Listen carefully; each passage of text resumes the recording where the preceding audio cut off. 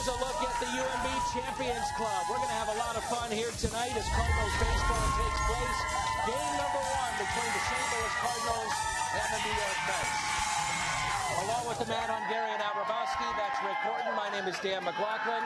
You know this guy, Fred Bird, a lot of fans behind us, as well as the Fred Bird girls. And I'll tell you what, Rick, this is the place to be tonight. It's always a party at the UMB Champions Club. Great seats here. They have great food. They really treat you well. And hopefully the Cardinals will have a good game tonight and entertain these folks more. And that means between the white lines, it's Carlos Martinez getting the start. Yeah, I think we have to remember we are going to have the game here tonight, and Carlos Martinez gets his wish. He'll get his second Major League start, first this year. I don't know how prepared he is, but he'll have 50 to 60 pitches to demonstrate that electric arm. We're set to go. Game 1, Mets and Cardinals in the UMB Champions Club on Fox Sports Midwest.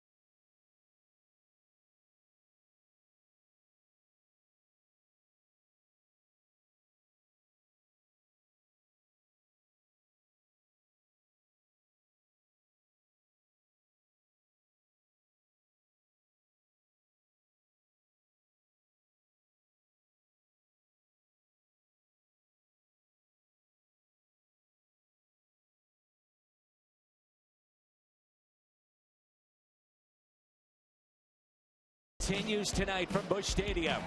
The offense starting to heat up, led by a resurgent Matt Adams. The pitching staff hot as well. Tonight they turn to a youngster with great potential, but a very short resume. We're broadcasting from the UMB Champions Club, the Cardinals, the Mets, next on Fox Sports Midwest.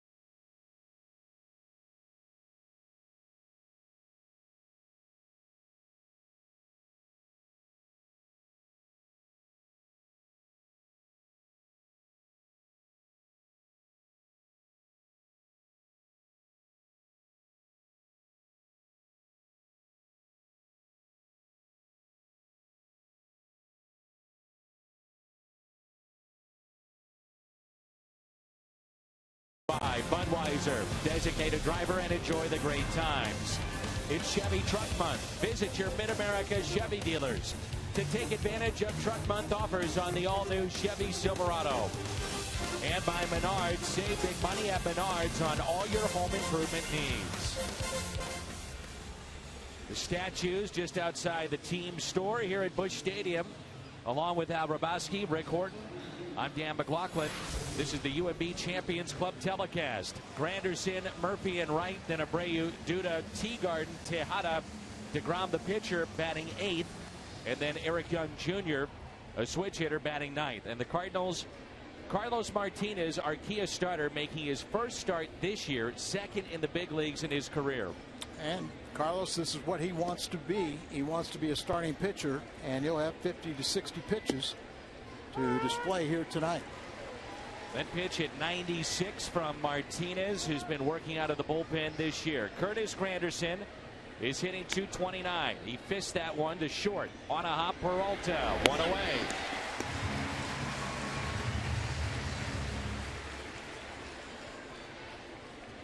A look at the Cardinals defense, which has played very well to start this homestand. Outstanding yesterday. Holiday, Jay, and Craig in the outfield. Then it's Carpenter, Peralta, Wong, and Adams on the infield. Molina is behind the plate. And that's a look at your Around the Horn presented by Dobbs. Well, the Mets come in with a .231 average. Second lowest in Major League Baseball. The lowest is San Diego. And if you're wondering about their franchise low, it was .219 back at 63. Adams, another good play. How about this defense, huh? It's really outstanding. We said all along the Cardinal defense is much improved this year.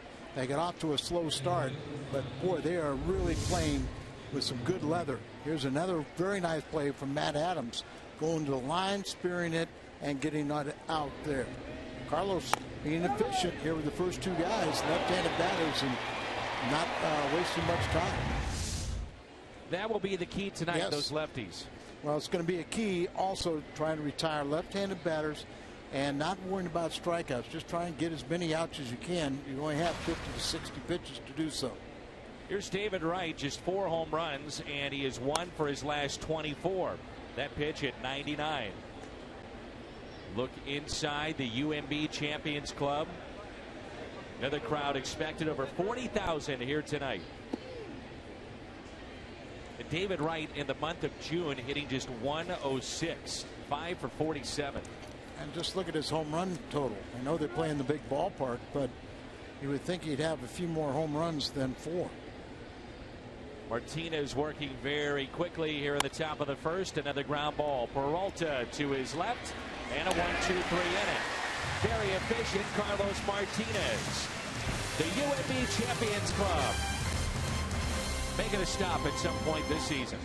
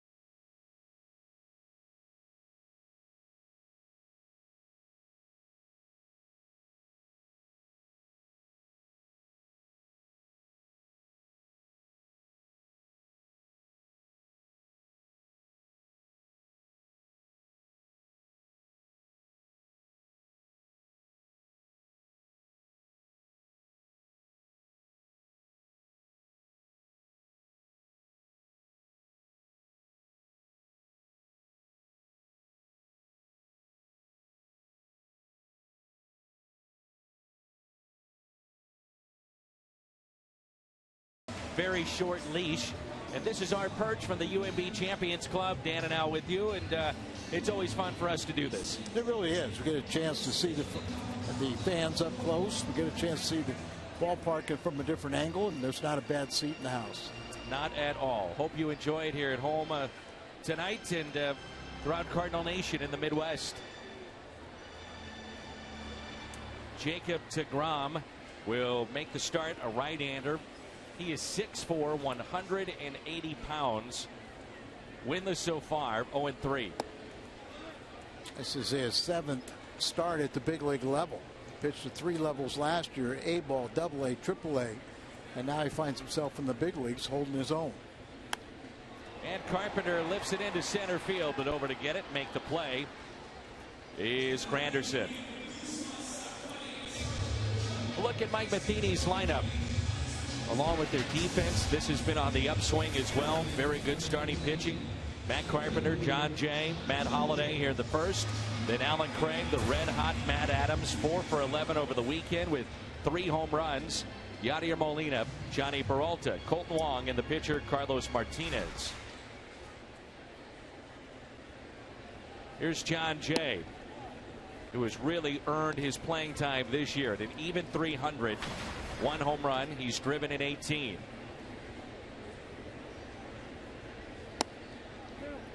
deGrom's best pitch is a fastball.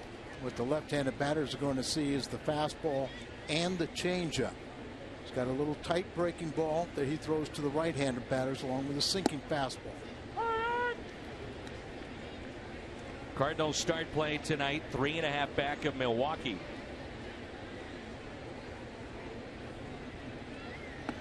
Remember, the Brewers started 18-6, and since that great start, they are an even 500 over their last 46, and the Cardinals have, for the most part, been able to keep pace. And I think we all know that the Cardinals' best baseball is yet to come, and it is nice to put a little pressure on Milwaukee and see how they respond. 3-2 the count.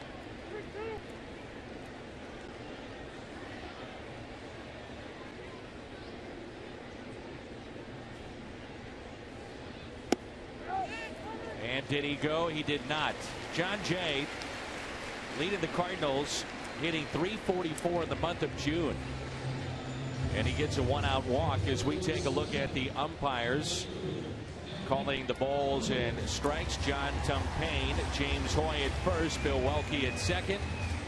Buck and Bob Davidson down at third. He's the crew chief. I like him so far. He's fine. He didn't ring up John Jay on a check swing. Here's Matt Holliday, who swings at the first pitch 43% of the time. That's the fourth highest rate in Major League Baseball, and there it was again. And you'd like to see Matt get that one more RBI. That'll be number 1,000 in his career. A pair of RBIs yesterday, including his 5th home run. Big gap in left center field for Holliday, who's hitting .189 in the month of June. Overall, .260. 0-1 is a base hit into center field. From this perspective that we have, Al, you get an idea of how the ball just jumps off the bat. You can have an idea how the speed, the velocity of the ball coming off the bat. There's that little breaking ball, and he just laces it up the middle. You have to believe, it's got to be close to 100 coming off his bat. Pretty swing, isn't it? It sure is. All the time you see a pretty swings, you talk about it, seem like they're all left-handed.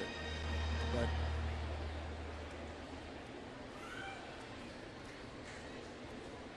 here's Alan Craig. And he looks at strike one. Cardinals owe the Mets a little payback. They were rude host. They won 3 of 4 when the team was in Gotham. Well, Craig is hitting .288 with runners in scoring position, not the .454 that we saw a year ago. But still, in his career, it's at .375, which is tops among all active players. How about that? .375 with runners in scoring position for his career. And I would tell you that he probably is on the rise too. Hopefully he delivers here. Runners at first and second. Craig taps it foul. Change up there. DeGrom will throw that change up most of the time to the left-handed batters, but put that in your file that if you're a right-handed batter that he'll use it also. He's a 9th round pick in 2010 by the Mets out of Stetson University. Played third base and shortstop his first 2 years and then was converted to a pitcher. I wonder if he was that tall or went through a growing spurt. The 1-2. Bates hit right side. Here comes Jay. Here comes the throw offline, and the Cardinals lead it 1-0. Alan Craig delivers here in the first.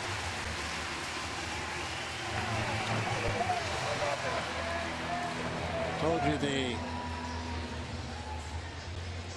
batting average would go up with runners in scoring position. Look at the second baseman Murphy trying to shadow, trying to get the runner John Jay closer to the bag so he won't score on a single to right. Didn't work. John gets a secondary lead, takes off, and he gets the okay to come on home. Throw is way offline. Matt Adams is hitting .327, one plate appearance shy of qualifying for the top 10 in the National League. He's homered 3 straight games since coming off the disabled list, and game-winning RBIs in all 3. That's outside. With the great success that Adams had over the weekend, he's hitting just 180 this year with runners in scoring position. He'd love to change that. And I'm sure he will. And it looks like they're almost shading him in the outfield to hit to the opposite field. The thing is, Al, he has destroyed right-handed pitching. He's got a chance to do it here. 3-0, 374 against those righties, and the only batter that's been better has been Miguel Cabrera. And we saw defensively why he's out there when left-handed starter is working too. Turn him loose on 3-0. Here it comes. 3 balls and 1 strike. Inning started with a line out by Carpenter, a walk to Jay. Holiday a base hit to center. Craig a base hit to right to drive in Jay. 1-0. DeGrom had good control in the minor leagues, not as good at the big league level.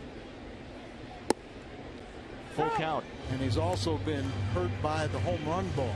He's already allowed 5 home runs. We're talking about 37 innings pitched.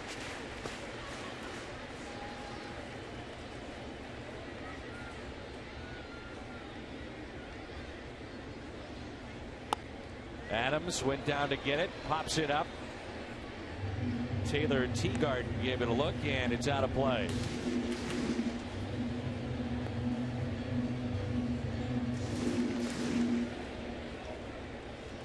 .374 average. The BJC Healthcare difference maker, Matt Adams.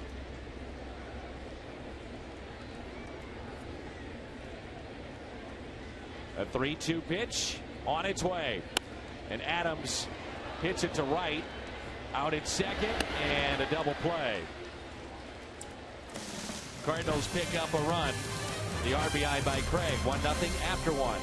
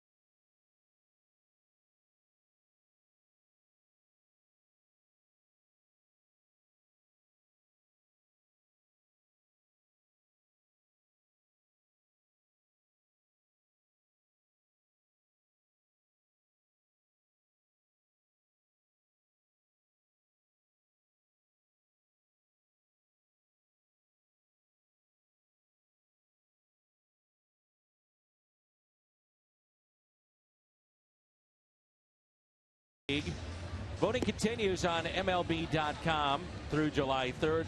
Remember, All-Star Game will be exclusively seen on Fox July 15th. Matt Wieters, leading vote getter among catchers.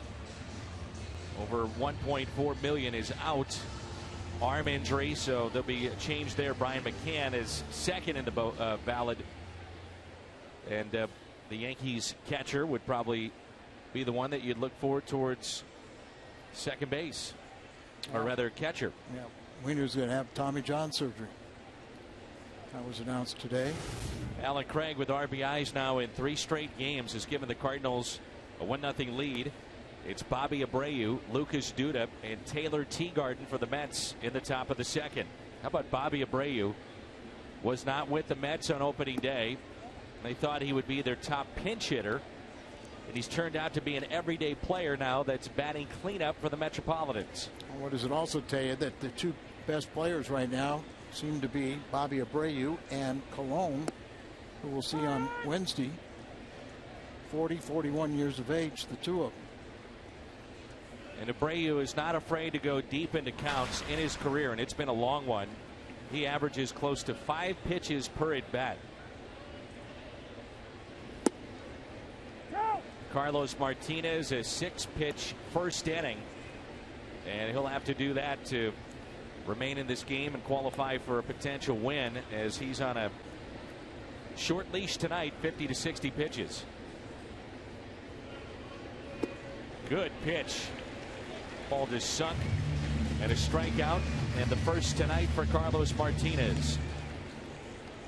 Well, that's a big pitch for Carlos tonight. It's going to have to be the changeup. You see the circle change, and there's what you're saying, how the ball just dived.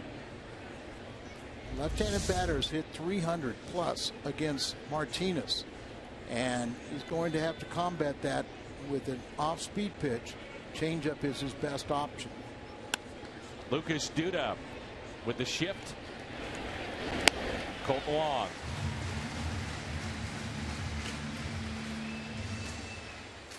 Make sure you tweet us your photo using the hashtag STLFanPhoto, and we'll show one of those later in our telecast.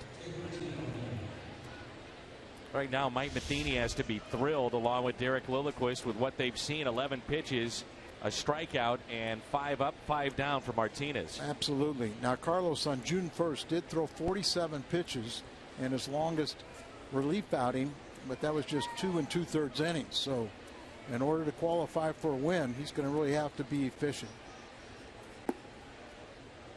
It's taken low. That pitch hit 98 to Teagarden, who's hitting 154, 1 home run, and 5 RBIs. 4 of them came on a grand slam, 1 swing of the bat.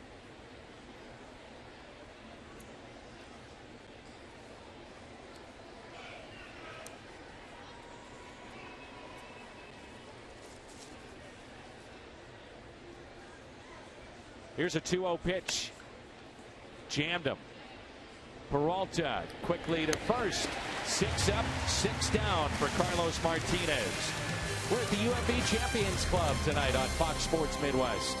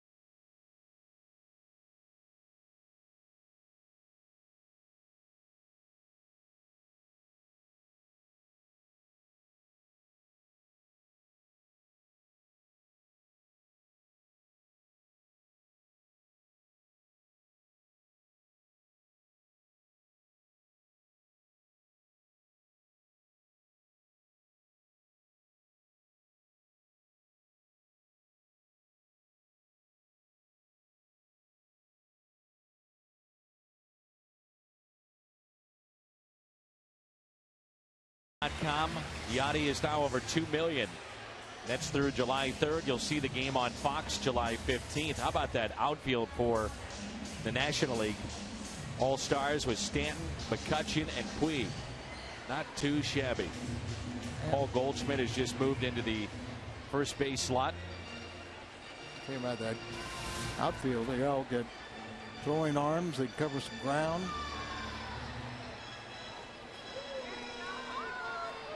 Look inside the air-conditioned UMB Champions Club. That's the place to be tonight. Here's Yadier Molina. Been a tough month for Yadi. Average has dipped to 283.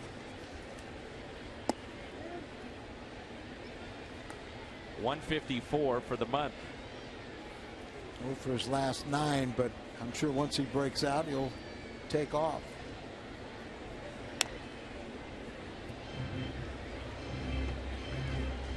The hot summer months, this is a tough position anyway, but you think about doing it here in St. Louis. He has caught 519 innings.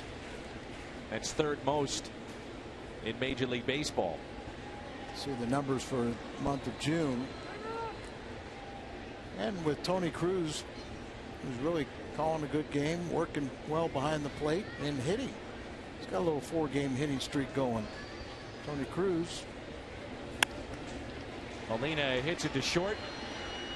1 away. Look at the Mets defense tonight with Young, Granderson, and Abreu in the outfield. Wright, Tejada, Murphy, and Duda along the infield. It's not d'Arnaud behind the plate. He's in the minor leagues.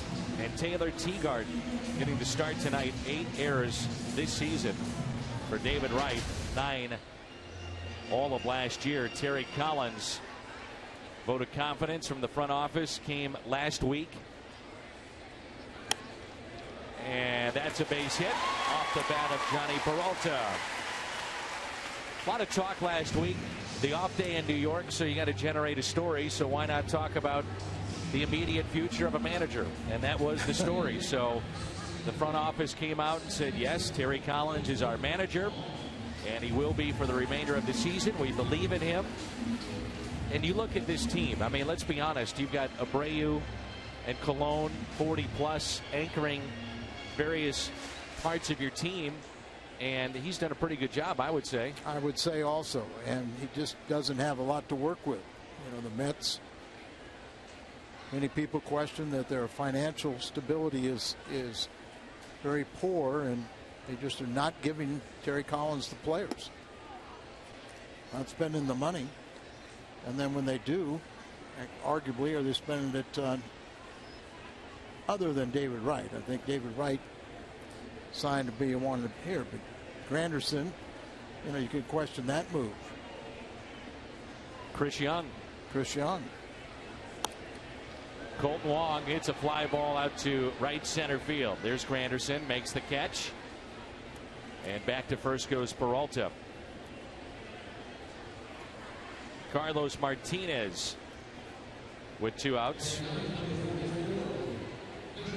Carlos 0 for 1 this year, 0 for 3 in his career. Keep the savings going this year at On the Run.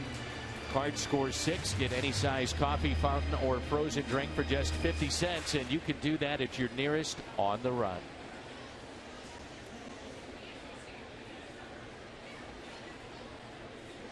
So 2 outs and a runner at first as Martinez, a former shortstop, taps it back to the mound. And we head to the third. And Allen Craig RBI the difference so far, and it's 1-0 St. Louis.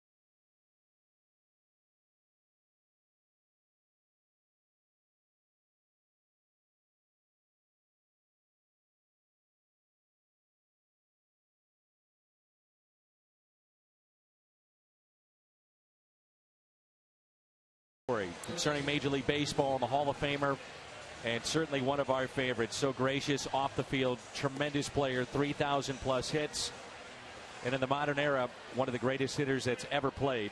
Tony Gwynn passing away at the age of 54. And no doubt about it, Tony was a very, very special man, and during his career he was very gracious to the media. My last year was his first year in the big leagues, and so I faced him a couple times, but knew he was a good contact hitter, but no one could predict that he was going to be as prolific of a hitter that he ultimately became. I think 3 times I heard on the radio today that it seems a little bit off, but 3 times he hit 370 or better. One year he was very close to 400, the strike shortened season. There is a Sporting News cover that had Tony Gwynn and Stan the Man on there, and the article is terrific. If you get a chance to dig it up, make sure you do it. And it talks about the art of hitting from 2 of the greatest players that ever played this game. I think a lot of the video of today was started by Tony and his wife. Yep. His wife used to videotape every at bat.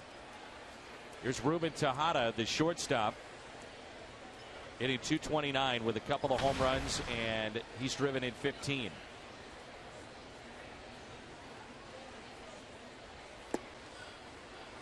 Well, Carlos Martinez has been hitting consistently 98, 99 tonight. The highest average fastball velocity since 2013. Martinez is 3rd on the list. Aroldis Chapman, his average fastball is 98. Rosenthal 97. And Martinez just a tad below that at 96.8, tied with Craig Kimbrell. And we really haven't seen that velocity coming out of the bullpen. So it's even more impressive coming as a starter. That's 100. And it's 3-2 on the 7th place hitter. The pitcher batting 8th in this lineup. You see his Eric average? Young. Maybe you should bat cleanup. 455 for the pitcher. Here's a 3-2 pitch. And a walk to Tejada. UMB Champions Club, that's where we're at tonight. So is Jim Hayes. Where do we find you, Jimmy? I'm with 2 big Cardinal fans, Jeff and Kim.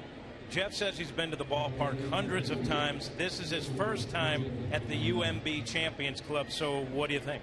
It's excellent. Excellent. Everything's great. What do you like about it? I know there's a buffet over there that's got everything from sweet and sour chicken to a carving station. I love it all. What about you, Kim? What do you like about it? It's been great. The atmosphere is great. Being in the air conditioning is great. Is it a big difference from being in the stands? Sure. You feel like more of a atmosphere with a lot of people, and it's just fantastic. Well, enjoy the game, Dan. A lot of people at the UMB Champions Club enjoying themselves, watching a little baseball. All right, Jimmy, thanks. A couple of few words, but yet impactful. They're enjoying their time here at the UMB Champions Club. 1 out and a runner at second base.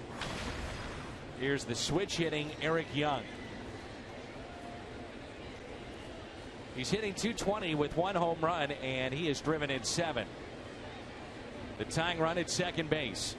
Long look by Martinez, who really slows his game down. We've noticed that with runners on. Quick worker with nobody on, and slows it down with runners on. Really don't have a problem. You don't want to slow it down to such an extent where you get your fielders back on their heels, but you got to be a little more thoughtful with runners in scoring position. 1-0 pitch. Check swing, and he went. 1 ball, 1 strike.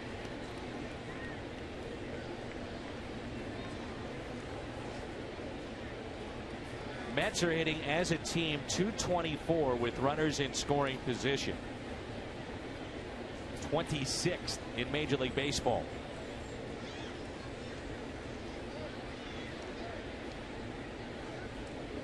The 1-1. And a nice play by Yadier Molina. That tough stop, it seems like every time you got to make a stop with a left-handed batter. Got the weight shift to your right.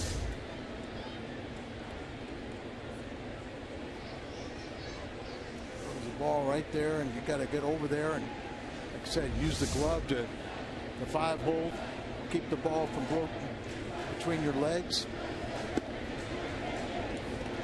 And a changeup taken low and outside, and it's 3-1. You can hear the chants of USA after that thrilling win in the World Cup. Led by one of our beer vendors. What a game. Didn't want to miss a second of that. I was over at Ballpark Village with many of the fans watching it. Here's a 3-1 pitch and a strike. Keep that bat. It doesn't get much better than that, though, watching the World Cup. And what a great venue to watch it at. A 40-foot screen over there right at the base of the bottom of the strike zone, and Yachty does a nice job of pulling it up a little bit to show the umpire, framing it. 3-2 pitch and a ground ball. Backhanded by Peralta. Has to be fast and not in time as it scoots through Adams. Runners at second and third, and only one out. The speed of Young coming into play. Johnny Peralta threw the ball like he was on turf, and it looked like it was a nice hop. Watch him throw down on it, get a good hop. Hits in the dirt and just really got a nice little bounce there, but it got underneath the glove of Matt Adams. Not sure he would have got him out either way. I think it probably would have been safe. And with that, the infield is drawn in. Curtis Granderson scored at an E6 now. That may change. Granderson grounded out to short, first time up. He's driven in 31. And a fastball at 99 in there for a strike. Granderson returned to the lineup yesterday. He'd been out 3 days with a calf injury, and he hit his 25th career leadoff home run.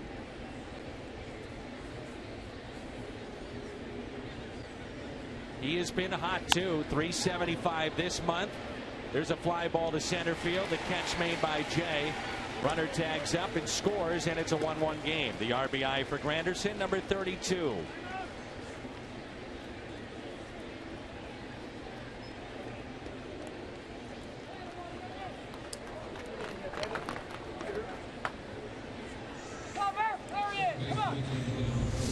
See if he gets this ball up a little bit. The higher you're up, the more likely you're going to hit the ball in the air.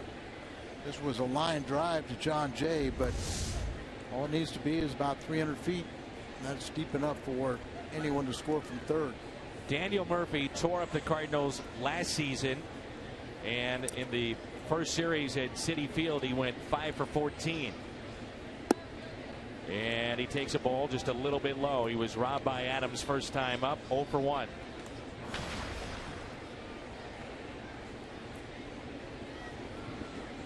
Hitting .273 with runners in scoring position.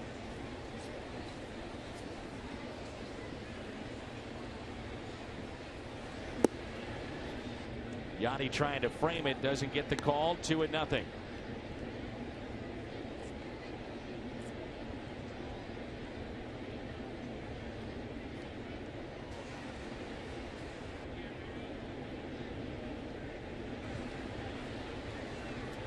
Runner at second base. That's the go-ahead run. The 2-0 pitch bounced in the dirt and away from Molina, and Young will stop at third base. Wild pitch.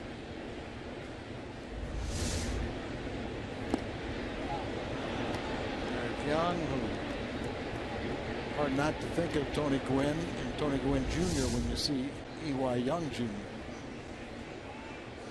Thoughts and prayers with the Gwynn family.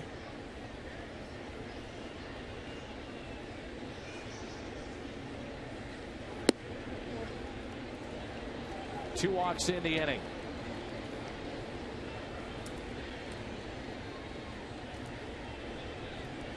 Fox Sports Supports proud to recognize the Army's Gold Star pin, their campaign which honors the families of fallen service members. To learn more, visit goldstarpins.org. Well, the bullpen could play a major role tonight in this game for Mike Matheny. If it comes down to a save situation, you don't know about Rosenthal. His workload has been very high over the weekend. And with 2 outs, here's David Wright. Late on that swing. He got saves in all 3 games over the weekend. You have Nick Greenwood, a lefty that was called up. And he would be probably maybe the first guy to get multiple innings behind Martinez.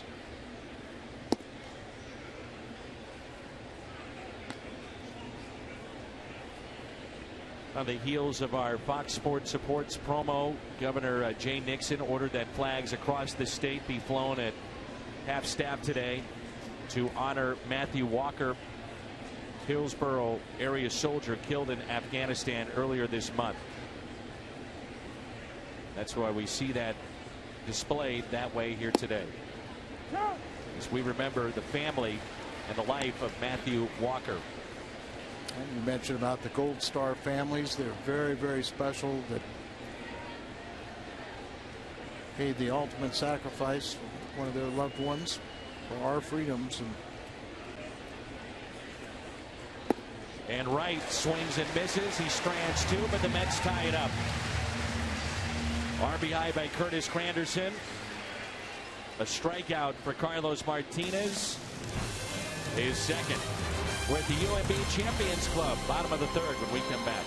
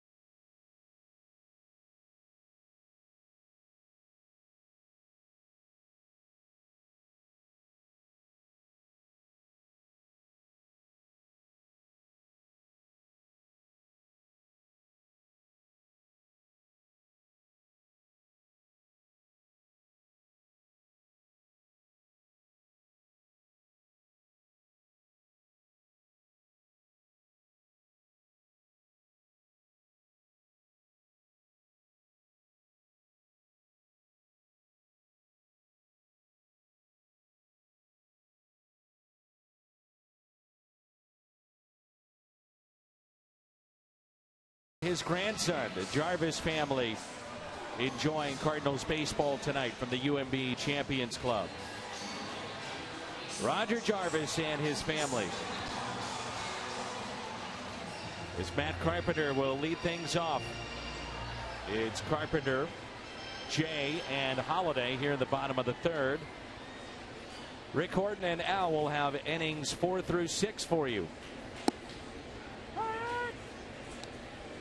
I'll tell you what, if the mojo goes the right way, innings 4 through 6, I'll let you guys just finish it on up. Matter of fact, I think that'll be the plan of attack. You guys work so well together. I think we just keep it that way right on through. We do have so much fun together, but there's nobody that has more fun doing Cardinal baseball than you. I do love doing Cardinal baseball. And you do love it when Rick and I are gone. Well, I'll tell you what, there was nothing like that solo telecast last year to put a smile on a play-by-play guy's face. I missed you guys. I thought you worked so well with your partner that day.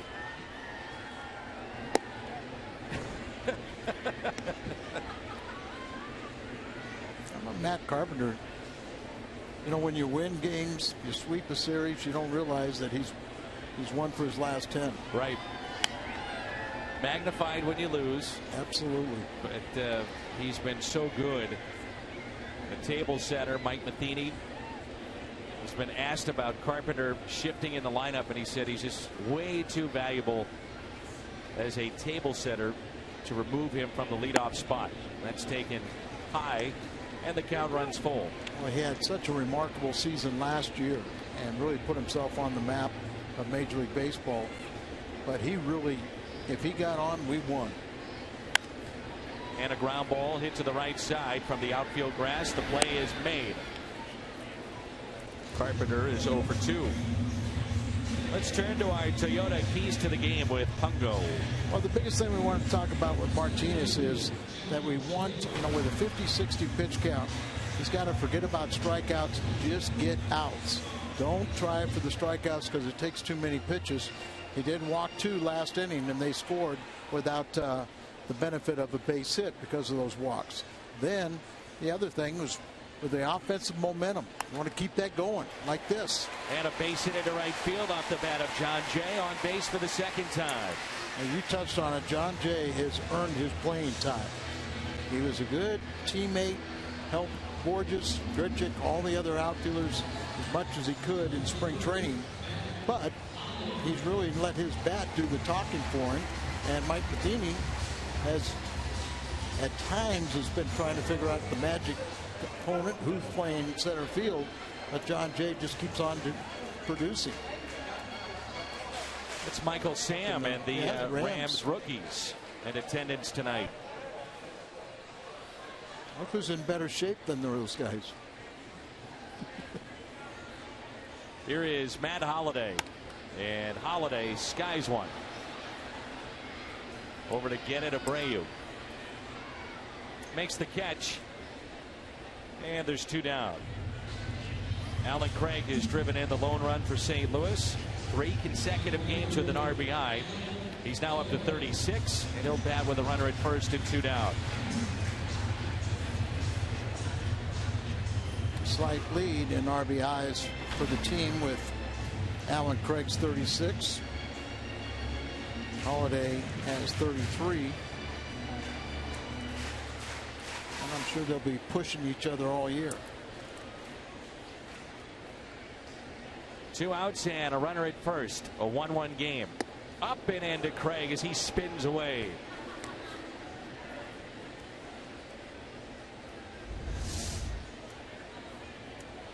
Fastball just getting a little away from him, a little movement up and in.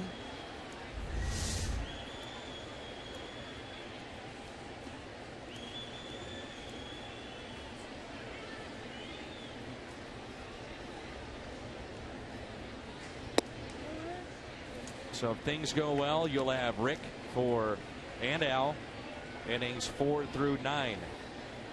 If not, I'll be back in the 7th. Come on, offense. Come on, offense for many reasons, but not yours. Here's a 2-0 pitch. That's off the end of the bat. 2-1.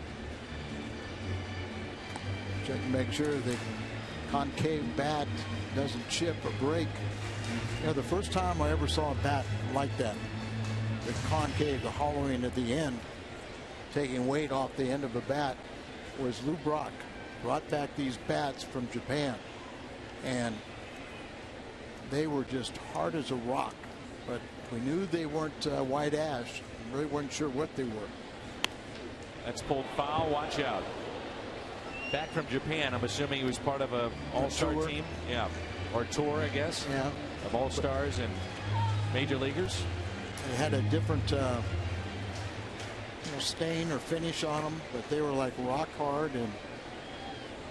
But then a lot of the players like these now because they take a couple ounces out of the end of a bat, and their thinking is you still get your good wood further on down, your sweet spot, but they can buggy whip it through the strike zone. The 2-2 pitch. And taken just a bit inside and high. So the runner from first off with his pitch. That's John Jay, who singled. Play behind him, give a better defensive positioning for Duda.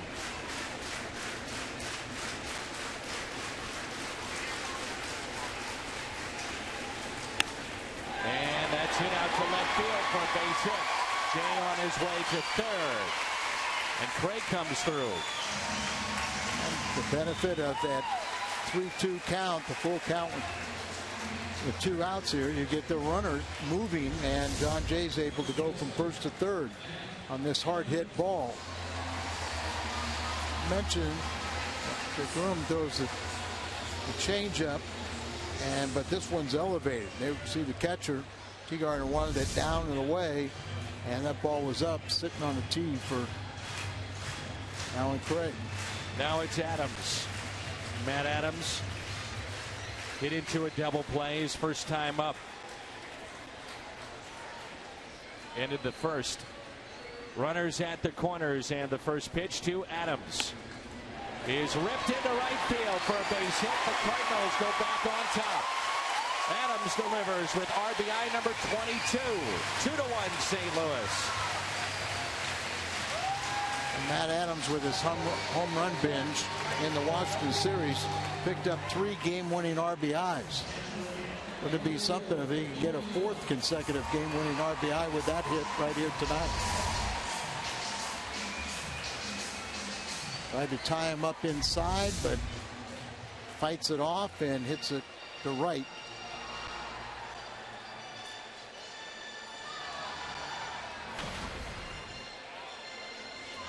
Here's Yadier Molina. Runners at first and second with 2 outs. Our buddy Scott Cooper, the St. Louisan and former Cardinal, who runs the St. Louis Gamers, which is a tremendous youth program for baseball. They had 4 players drafted. Really? And one of them by the Cardinals, Sasha Keeble. Also Jackson Reitz, Josh Davis, Tyler Wood, all from the Gamers. Base hit to left. Here comes Craig. The throw to the plate is in time, and they got him. Cardinals take a chance with 2 outs. The base hit by Molina. Craig is gunned out. This outfield, the second most outfield assist in Major League Baseball.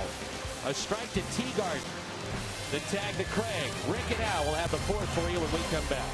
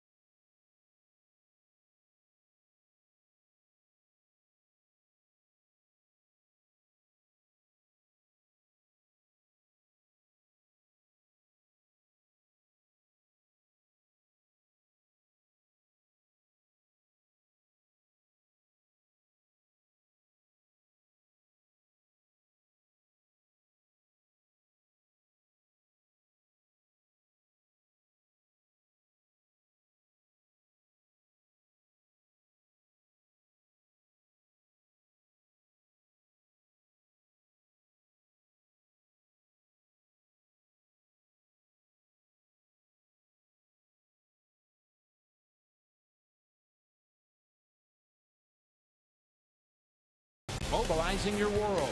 And by Schnucks, your neighborhood hometown grocer for 75 years. 2-1 Cardinals. Here at Busch Stadium, we are at the UMB Champions Club. Rick Horton with Al Raboski. And Matt Adams delivering a base hit. The difference in this game, his RBI came with 2 outs in the third. The Cardinals lead this one 2-1. Carlos Martinez set for his 4th inning of work. He'll have Abreu, Duda, and the catcher Teagarden. And the first pitch misses low. Check that pitch count for Carlos. It's at 38. So he could get the next 2 innings and qualify for a win. That's tough for a young pitcher, isn't it, when you're on such a pitch count that you may not get 5 innings necessary to qualify for the wins, and when you can only get a no decision, it's tough on your psyche. I guess one of the things that Mike Matheny hoping that will keep his pitch count per inning down, so he'll get through 5 innings.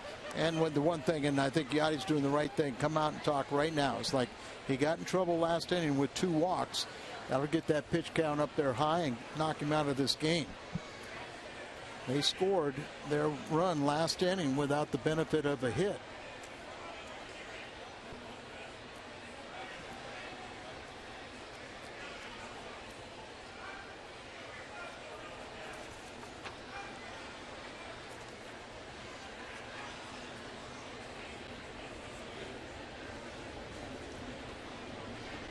They changed Young's error to a hit.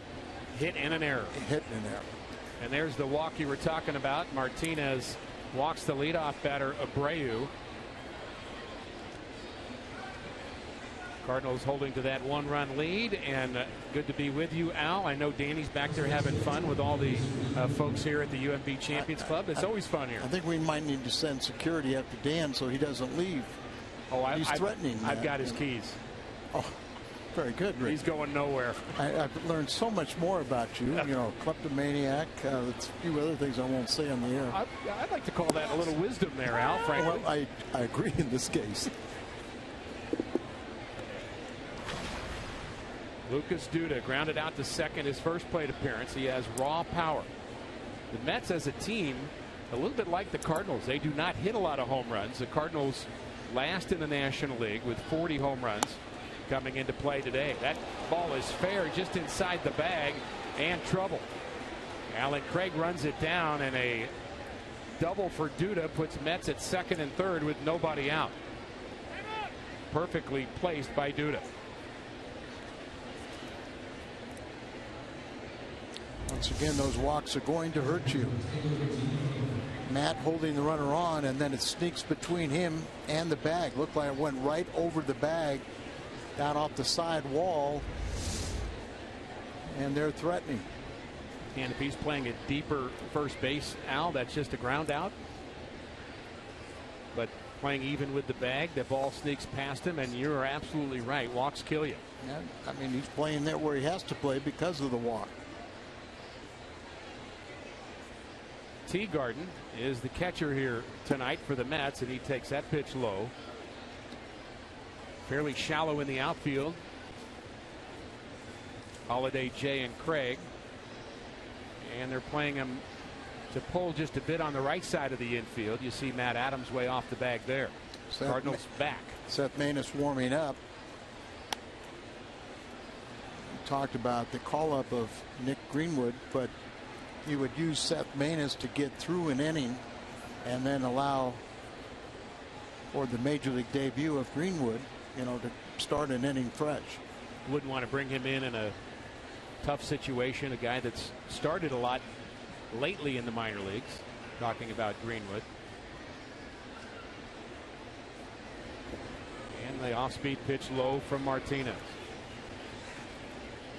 Carlos retired the first 6 and looked very good in doing so, but then now the walks and a couple base hits have hurt him since that time. Martinez so excited to get the start here today. And the pitch, good breaking ball, swing and a miss. Martinez, in 68 minor league appearances, started 67 of them. Had a very good record, 21-15 as a minor leaguer. ERA of 2.69, and Martinez still very young, Al, just 22 years of age. He's the youngest player on the roster. At times it shows, and at times it doesn't. Yeah. Jams him, right side, back goes Wong, makes the play, spins quickly.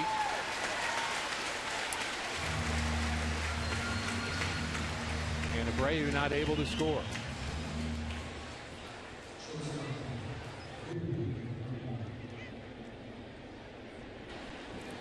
Remember, there was a play that Colton Wong was the runner at third base, and on a fly ball that should have been handled by the right fielder, the second baseman caught it, and with his back to the infield, Colton Wong scored from third.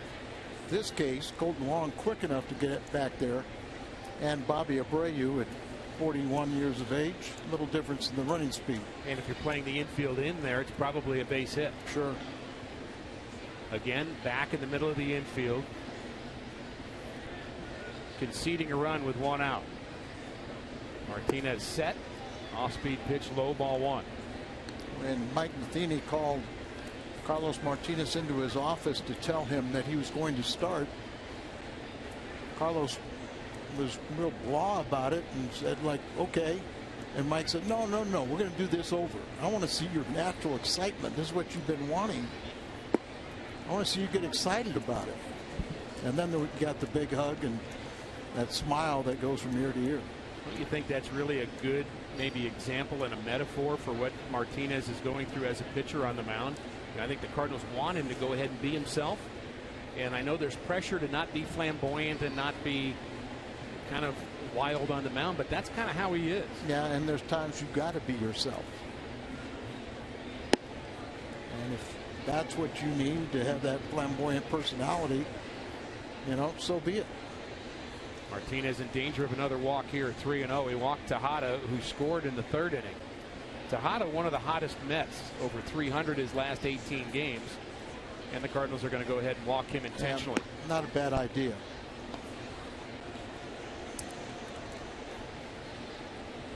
Fans, you can follow every Cardinals game with MLB.com at bat on your favorite mobile phone or tablet.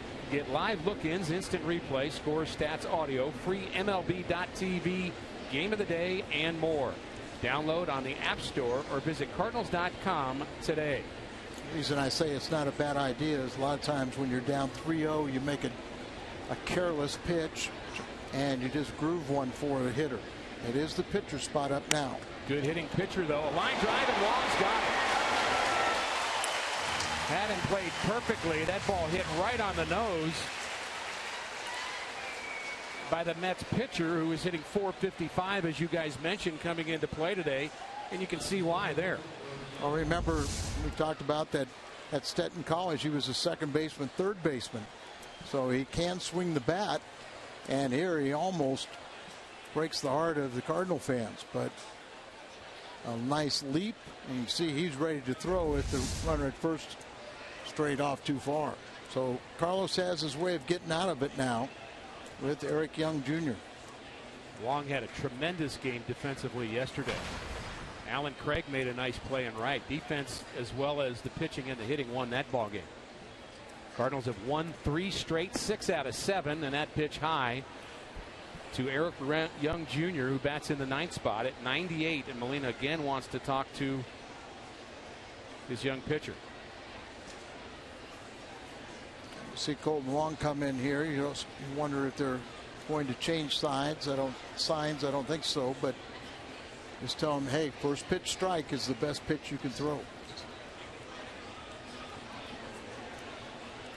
Download the new McD app for great deals sent directly to your smartphone. Right now, get a free large sandwich with any purchase just for downloading. Bases loaded for the Mets. And a good strike at the knees at 98 from Martinez. Carlos 0-3. 4.67, making his second big league start. as his sign. Swing and a miss. Good pitch there at 88. Cardinals are going to have some nice problems in the future with some of the guys coming back. I watch Carlos here, his follow through, and a little running start towards there. He was very much under control. Wasn't falling down, but selling that changeup, wasn't he? Yep. But they're going to have some nice problems with some of the pitchers that will be coming back off the rehab or medical list. Tyler Lyons, Kevin Segrist, getting closer. Joe Kelly. Joe Kelly, you know. 2-2. Don't want to go 3-2. And the pitch. Fouled off. We'll do it again. As a pitcher, Ricky, I think there's some things we kind of, through our playing careers over, and we look back, we said, why were we so dumb we ever walked anybody? And then with the bases loaded, why'd you ever have a full count, a running count? You're right. I said that about you a lot, Al. I know. But I said it louder to myself. Mine was reminded, why did I give up so many home runs? Different question.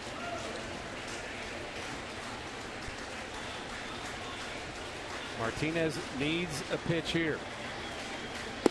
Breaking ball, strike 3. Carlos gets his man. And the Mets strand 3 here in the 4th inning. They've stranded 5. 2-1 St. Louis. Middle 4.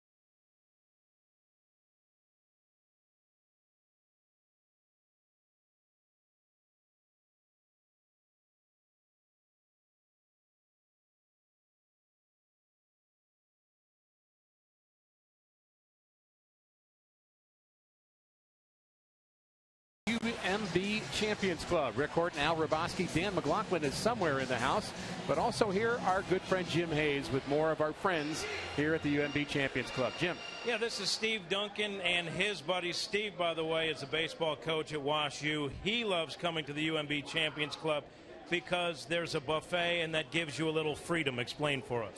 Yeah, well, what I figured out today was not only are there delicious options, you know, from pork tenderloin to pasta, but there's a nacho bar and there's a beef brisket station. I decided to combine the two. And is that legal?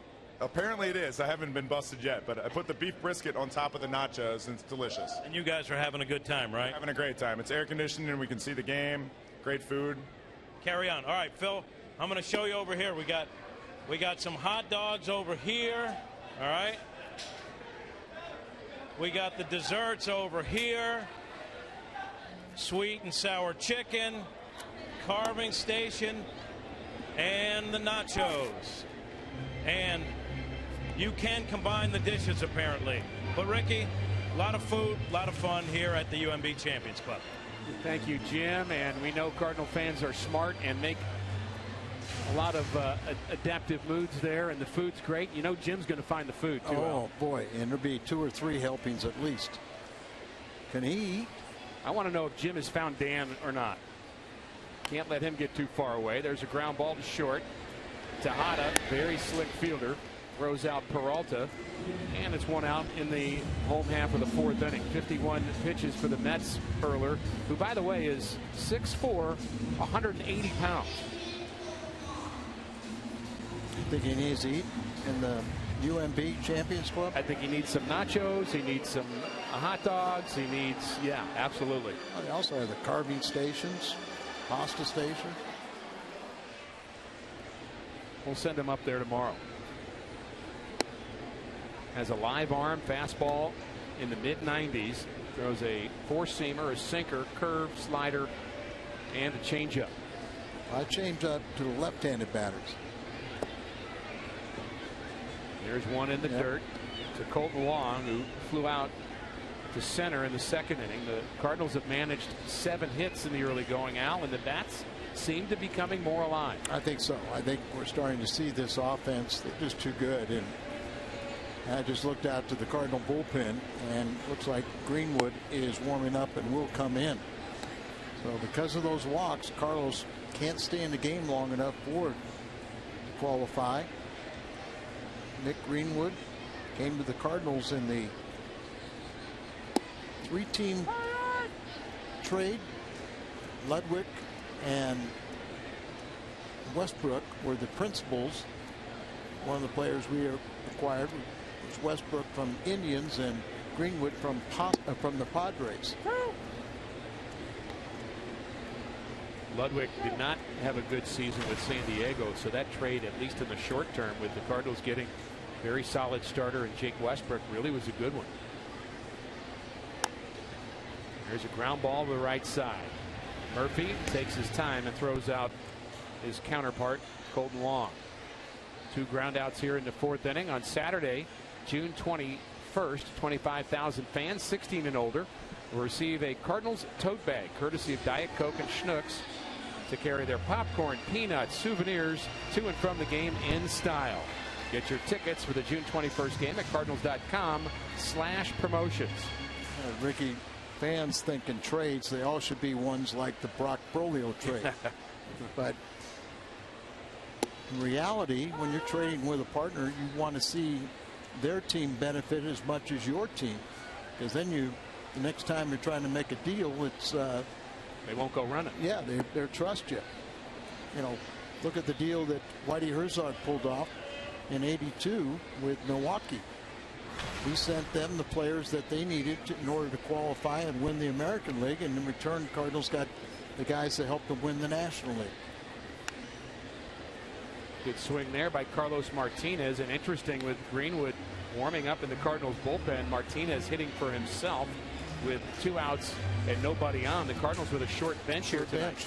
Yep, you got only 4 extra men, so you go ahead and let Carlos hit and then take him out of the game.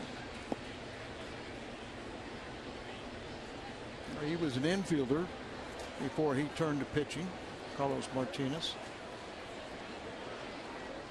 We were all infielders at one point, weren't we?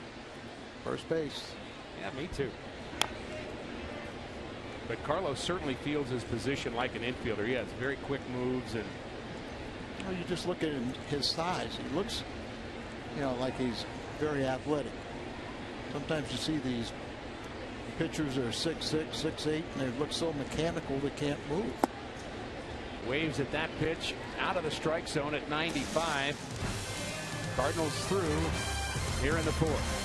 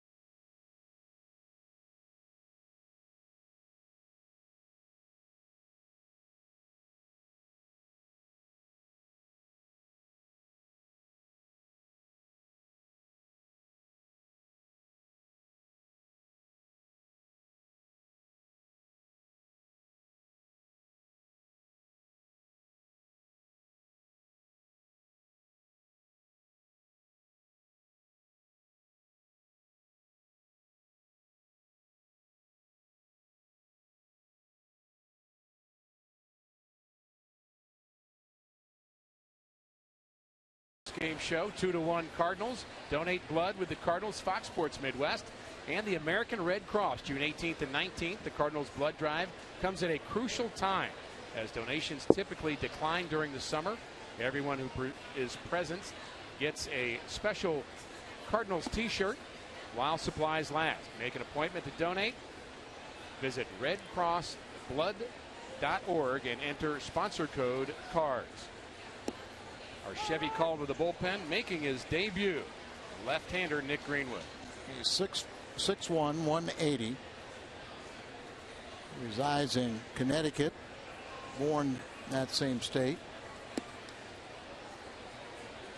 Mentioned he came over to the Cardinals in 2010 and part of that trade that basically brought Westbrook to the Cardinals and Ludwig to the Padres.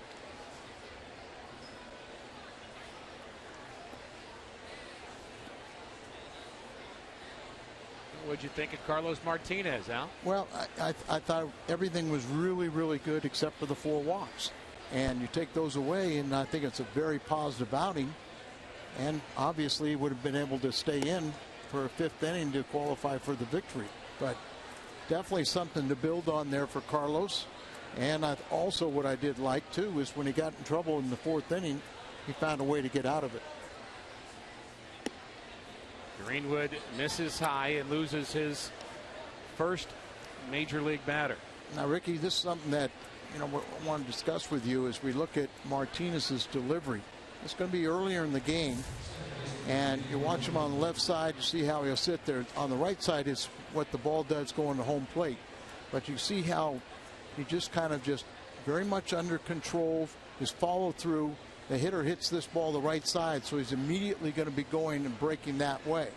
If you remember some of those pitches in the 4th inning, he was really kind of shortening his stride up and falling more towards first base. And obviously stretching out here a little bit, more pitches than he'd thrown all year. When you lose your legs, is when you start tiring, and it kind of looked like he had lost his legs and just sort of falling away.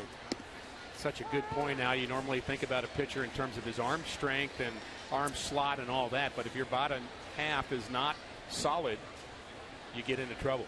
And that's why pitchers run so much. When you get tired, the first thing that goes is your legs, and then the ball starts getting up, and then when the ball's up, you're walking people, and you're prone to give up home runs. Fouled off by Daniel Murphy. A couple of left-handers top the lineup here for the Mets. Granderson, normally a base-stealing threat. He's 5 for 6 on the season, but he's been dealing with a calf injury. Sat out a number of games recently. Granderson with a lot of power atop that lineup. He's your runner at first. Murphy, who has been a Cardinal killer, at the plate. Like Tyler Lyons, who Martinez was talking to there, who had a rehab appearance. Greenwood thought he was going to be backing Tyler Lyons up at Memphis on Sunday, but they told him Saturday night, you're going to the big leagues and you're going to back up Martinez. And he didn't argue. No, he did not argue. Rented a car and drove the 4 hours here, and probably was the happiest 4-hour drive he's ever made in his life. Yeah, don't wait for them to change your mind. Pitch to Murphy, hit hard left field line, slicing into the stands just below us here at the UMB Champions Club. Daniel Murphy trying to give us a souvenir. He has 84 hits on the season, does Murphy. Second in the National League. There's another look inside. And folks have a great time here, Al. There's so many good views. A lot of TVs here, and we've already highlighted the food and the drinks that you can get here at the UMB Champions Club. But the atmosphere is always fun here. The 0-2 to Murphy, grounded up the middle, and Peralta kicks the bag and completes the double play himself. And applause from the other young Cardinal hurler. And Greenwood is very happy that he did not touch that ball. So he tried to grab it, and then he let it go through, and his middle infielders did the rest. Bud Bash Fridays feature prizes and a current or former Cardinals player on Friday, June 20th. Some guy named Rick Horton will be there signing. Wow, can't wait to be there. 5:30. First 200 people. And the Budweiser Bash line next to Gate 5 will be guaranteed an autograph. Oh, boy. For information and tickets, visit cardinals.com/promotions. And you should have read that promo, Al. Oh, I think it was better. Okay. I think you'll have a great time out there. I'll see if I can get Danny to read it again later.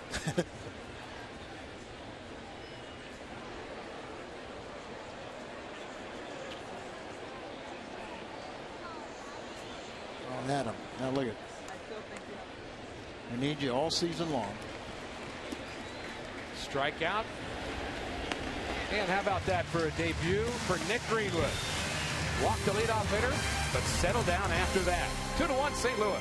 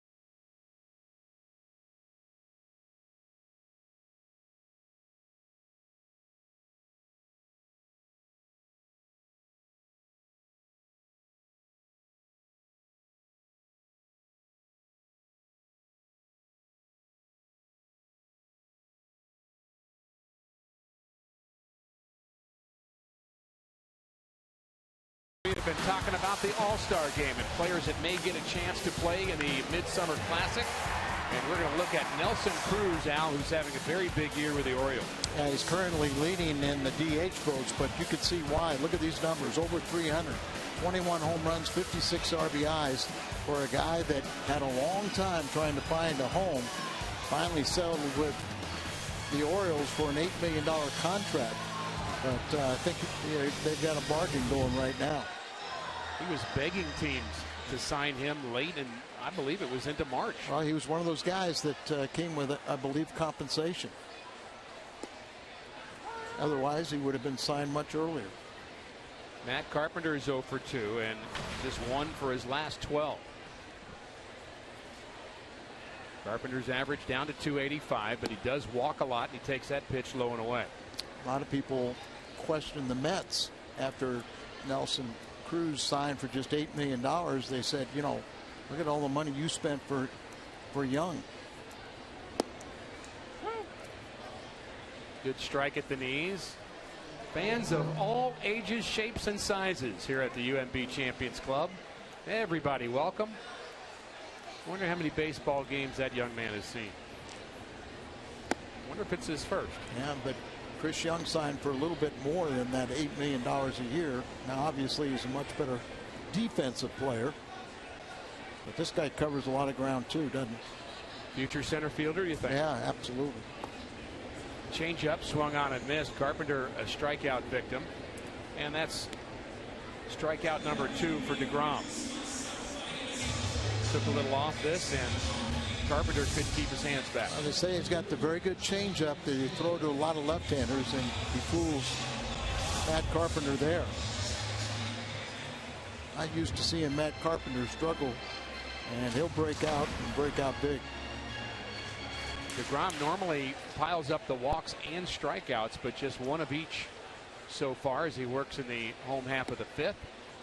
And another changeup misses high to John Jay, who's been a big spark in this Cardinals lineup of late. It was a little surprising that he was not showing better command. Another line drive for John Jay. Another base hit. He's been aboard 3 times, and he wants more than one. And a stand-up double for John Jay.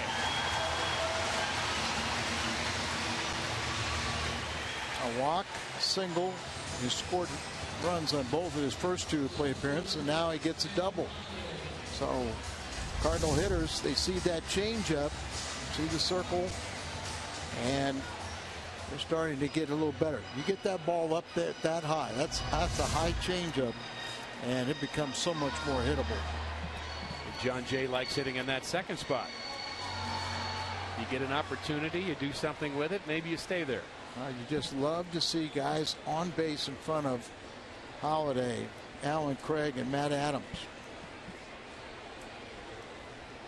Hard single to center for Holiday in the first inning. And he's flown out to right. First pitch paints the inside corner at 93.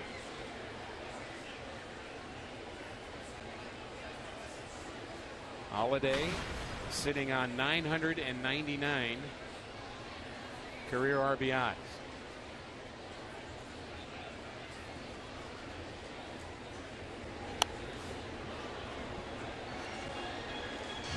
Fouls that one off. And that young man wants a Holiday RBI right now. You start getting into 1,000 RBIs, you're really starting to talk about a tremendous career. He's a career .311 hitter coming into action this year. And I wouldn't bet against him being over 300 to get when the season's over. I'm with you. Down 0-2 here. DeGrom takes his time and then fakes a move to second. John Jay trying to get a big lead so he can score that run from second and give Holiday 1,000 RBIs. How about the Cardinals? Some of the dads. Holiday's father is a college coach. Matt Carpenter's dad's a high school coach. And Wong's dad's a baseball coach, I believe at high school level.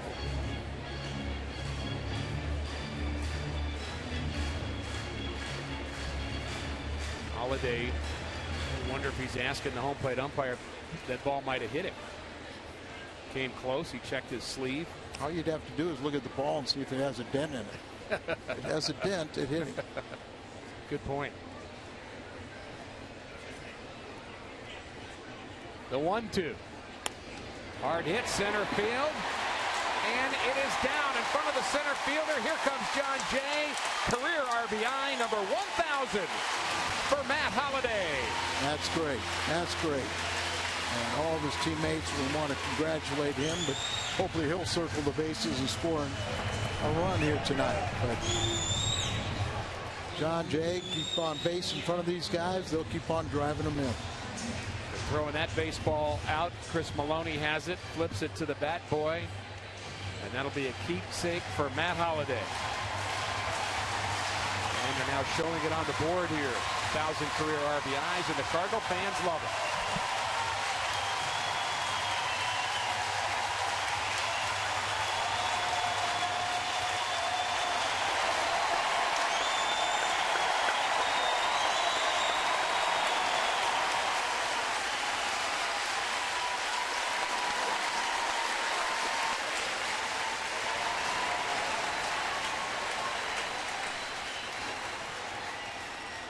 Very nice moment for Matt Holiday.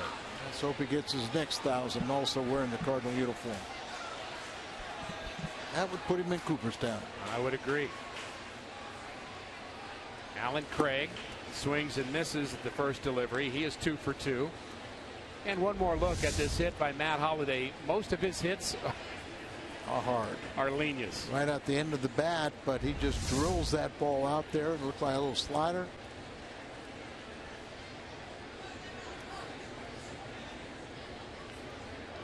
Holiday the runner at first. Craig takes Hyan in for a ball, 1-1. Cardinals now with 9 hits. They've out hit the Mets 9-2. They lead it 3-1. 90 miles an hour. That's pretty pedestrian for Matt Holiday. But he hit it right off the end of the bat, but still it took off like a rocket. Granderson did a nice job to cut it off before it got by him. A little late on that swing is Alan Craig.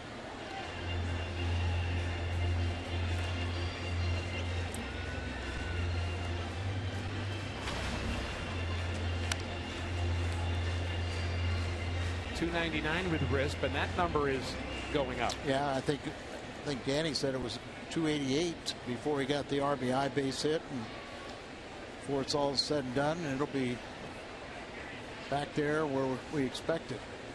But prior to that, he said it was 375 lifetime. His average for runners in scoring position. Incredible. Ground ball, fair inside the bag at third. Holiday racing for third. Oquendo waving him home. Here comes Holiday. He'll score another Cardinals run. And it's 4-1 St. Louis.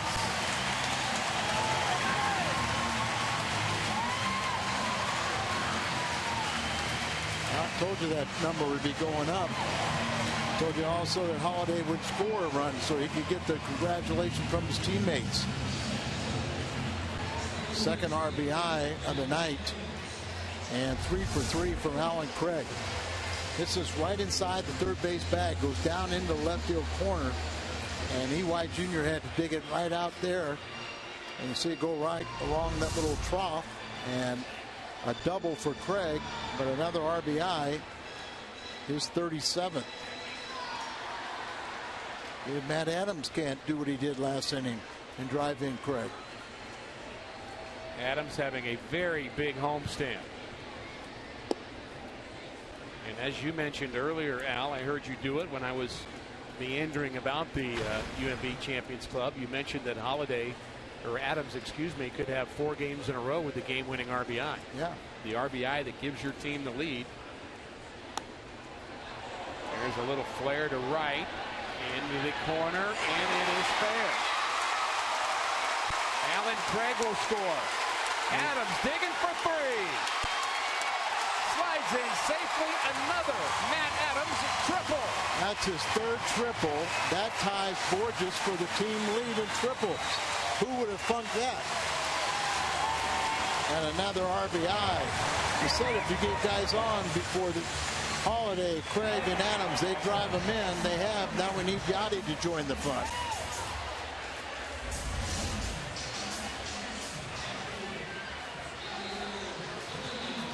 See, pitch down and away, and he just hooks it down into the right field corner. Looked like it was going to hit the sidewall and go in for a ground rule double, but it stays in play. And the big man comes in with his 3rd triple of the year. Terry Collins is the manager for the New York Mets. That's Dan Worthen, the pitching coach. But the Mets have an issue with their bullpen. They were taxed yesterday.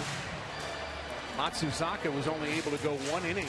Yeah, severe stomach ailment, and Matsuzaka came out. They only had 3 guys. They had 2 guys that went 2 innings each, and a third went 4 innings, or otherwise that bullpen would be in really bad shape. There's your 3 speed burners for the Cardinals. Yep, and he's on top of the list. Bragging rights for a while at least.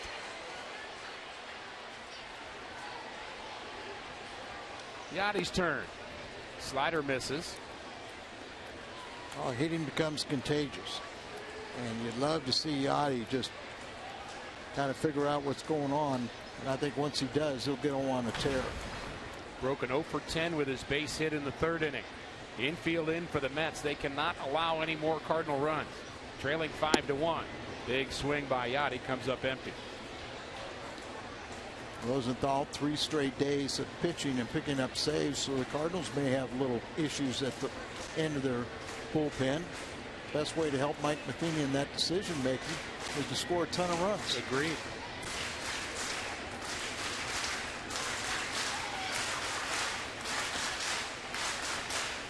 lot of energy here out of this Cardinals offense here tonight.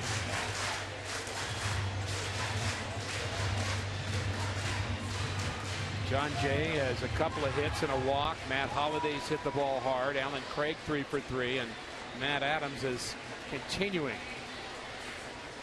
to hit well. Check swing by Yachty. 3-1. 84 pitches for DeGrom, who has not won a game this year. That's his 7th start and still winless. But he's pitched well enough to win some games. Just hasn't worked out. And he walks Molina. Another base runner for the Cardinals. And that young man keeping score. I think he wrote down BB or W. Which do you write, Al? For a walk. You write W. I write BB. I don't know who's right. Hopefully we can remember. Even with the little help of writing it down. Everybody has their own style.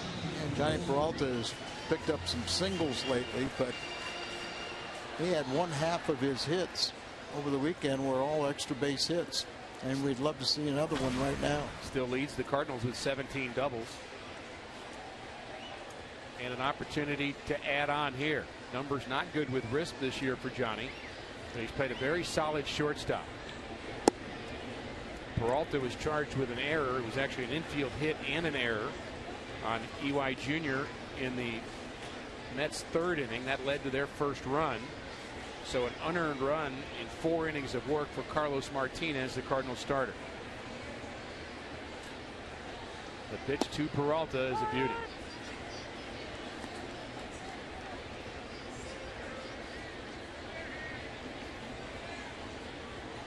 And Peralta, you know, had almost played 400 innings without making an error.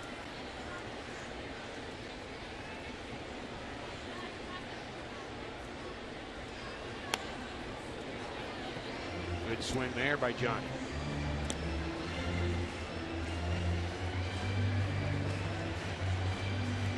A nice time to get the 6th home run off of DeGrom and the 11th home run for Johnny Peralta. Gap in left center. Shallow in center is Granderson. Set up inside, and it almost hits Peralta. Warm, muggy night here at Busch Stadium. Wonder how far DeGrom can go. His first 4 starts, he was going 6 innings or more. The last couple been doing a lot less. Watch out below us. Ball was smoked by Johnny Peralta. We just hope everybody's okay. Appears to be all right.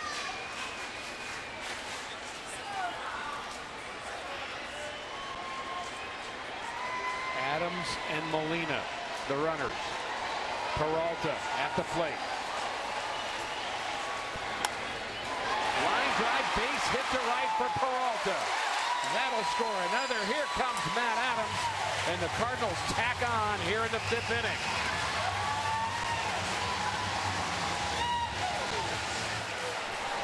Six straight base runners for St. Louis as Peralta picks up his 2nd hit. And his 27th RBI, and that'll be it. There's some hard hit line drives coming off the Cardinal bats tonight, and this is the offense that we were expecting. Peralta joins in on the fun. The Cardinals with 4 runs already in this inning. And we're going to have a pitching change here, but the biggest hit of the inning, RBI number 1,000 for Matt Holliday.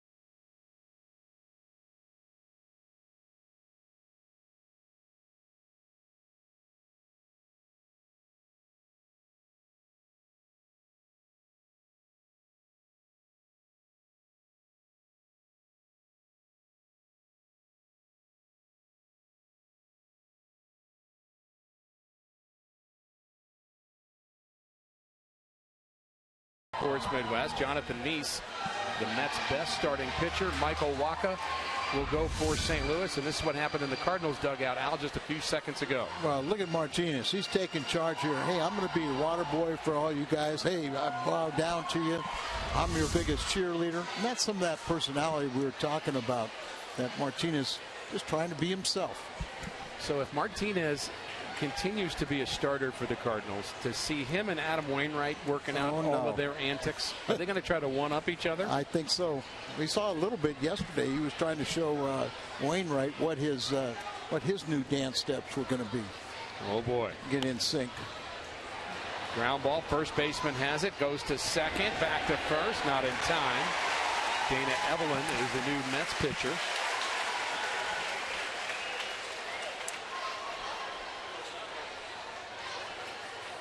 So runners at first and third for St. Louis as Wong bounces out into a fielder's choice, and there's the good speed of Wong, closing speed. Yep, and close but clearly safe first base, so runners at the corners. Dana Evelyn is appearing only for the 7th time. He's held teams scoreless in 5 of his 6 previous starts. So you're going to the big leagues, Nick Greenwood. You're going to get to pitch in a game, and by the way, you're going to get your first big league at bat too. He's got a chance if he continues. He could be the winner in his first major league debut. Greenwood having his best AAA season in his career. Earned a spot here. Ground ball to David Wright. And he throws out Greenwood, but the Cardinals strike big here in the 5th inning. 4 runs for the Cardinals. They lead it 6-1. Matt Holliday picking up RBI number 1,000. Then everybody else followed suit.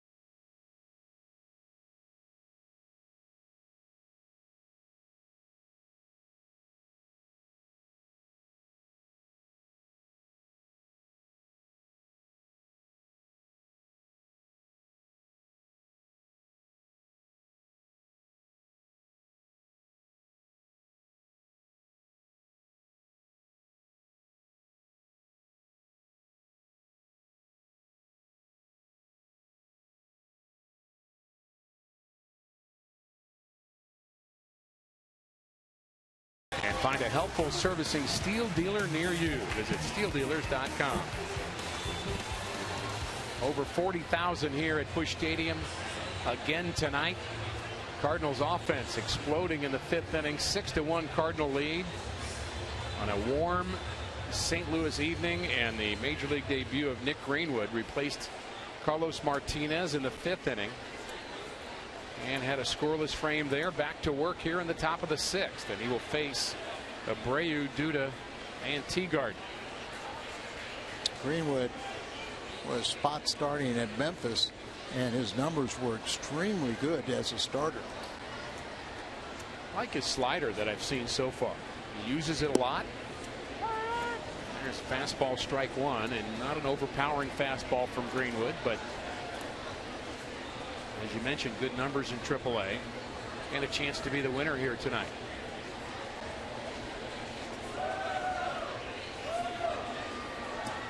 There's that good slider.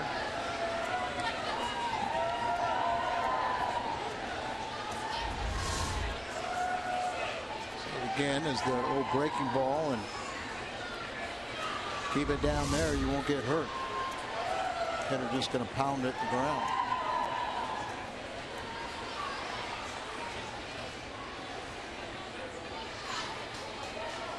Mets advantage just 2 hits. Abreu has struck out and walked. Molina sets up outside, curveball in the dirt. Tried to get him to chase there. The 2 Mets hits. Lucas Duda, a double in the 4th, and the infield hit by Eric Young Jr. in the 3rd.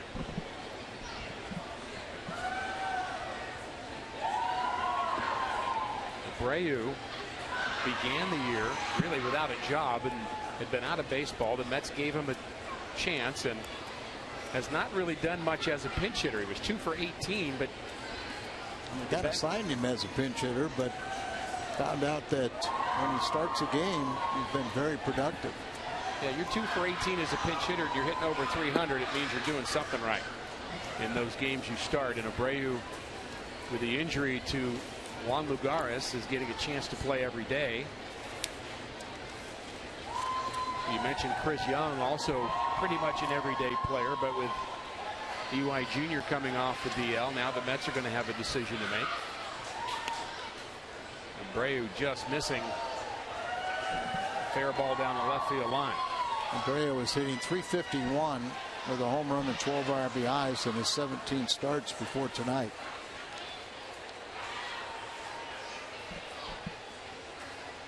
Had a chance to see Luke Weaver, the Cardinals' first-round pick today from Florida State. He was talking to some reporters before the game. The Cardinals entertaining him here tonight. Ground ball. Peralta has it behind the second base bag, and he throws out Abreu. And that young man is happy to be a Cardinal. Should. He said he talked to a lot of Florida State alumni about the Cardinals, and he said, I got to tell you, they all text me how classy an organization it is and how they want you to succeed, and they'll put you in positions to succeed. And that's a good reputation to have as an organization. Also, you're seeing guys that are rapidly going up the ladder. See the shift where Carpenter, the only infielder on the left side of the infield.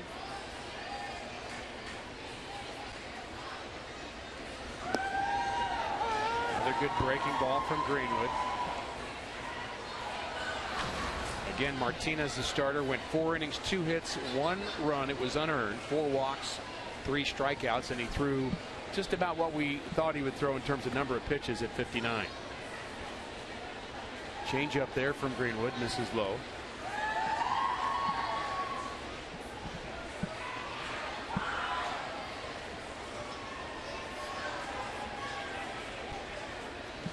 Cardinals swept the Nationals. Let me ask you this, Rick.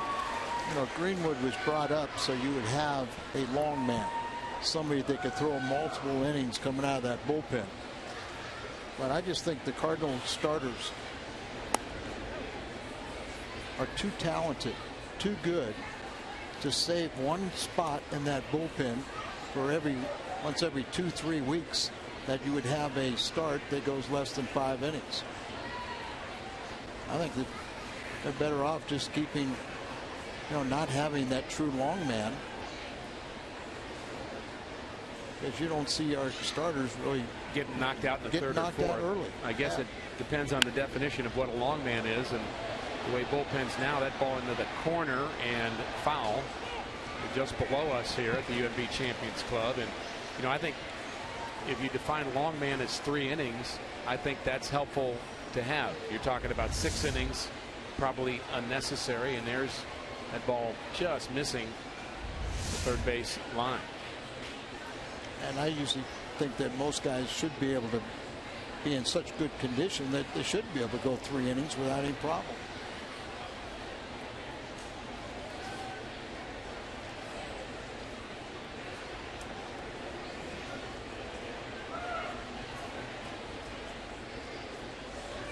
Looks like they're not quite sure what they're seeing as they go to the bullpen.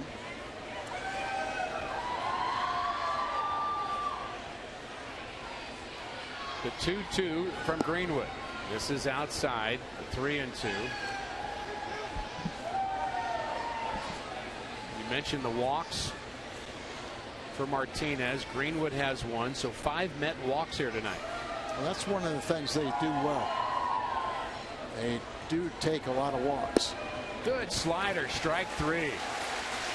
Good downward tilt from Greenwood. His second strikeout. He got David Wright in the first inning. On Sunday, June 22nd, come out early and watch batting practice from the stands in your new batting practice hat. AT&T is sending 25,000 fans 16 and older home with their very own adult replica batting practice hat with the 2013 National League Champions logo. Get your tickets at cardinals.com/promotions. Saw yesterday a lot of dads with their sons, and a lot of them talking about the intricacies of baseball. Never get tired of seeing that, do you? I wonder if that was his Father's Day gift. You know, hey, forget the tie, forget the gift certificate, forget the golf balls. Will you come to a game with me? It's kind of a perfect Father's Day gift, isn't it? Or do you want the tie? I was thinking I want all the above and the game. Man, greedy. But you know, dads love it, moms love it too, and their kids are with them at the ball game, because here at a baseball game you have time to talk and connect. Wear your eye black, get the sunglasses on at 9 o'clock at night. I mean, it's just, you get to be yourself here at the ballpark.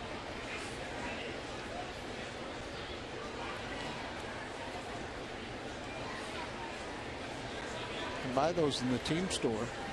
The eye black with the Cardinal logo on it. It's a good look. Yeah.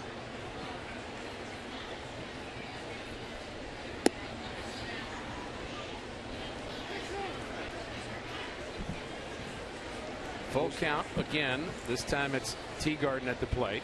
Remember Jose Cruz, one time we were at the game of the world. We were playing in Chicago. And we'll have to talk about that in the bottom of the inning, because that is the final out. 2 zeros put up by Nick Greenwood. Perfect major league debut so far.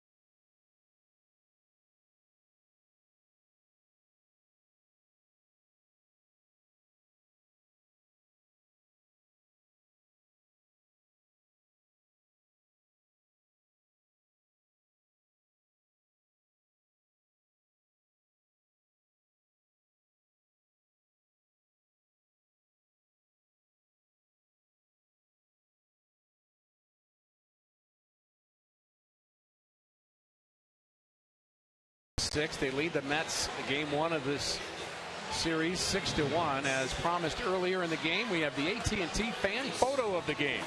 You can tweet your photos to STL Fan Photo for a chance to be shown in an upcoming game broadcast. It's brought to you by AT&T. And we are in the UMB Champions Club.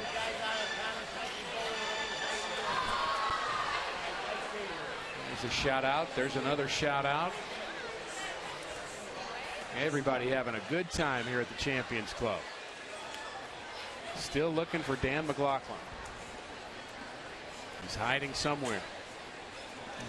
He'll have the 7th, 8th, and 9th if we can find him.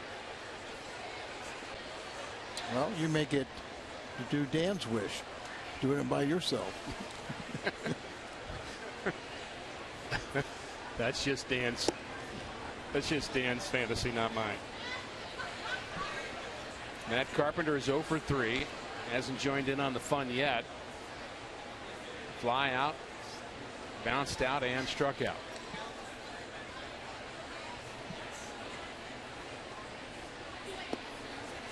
Facing Dana Evelyn. We've seen him before.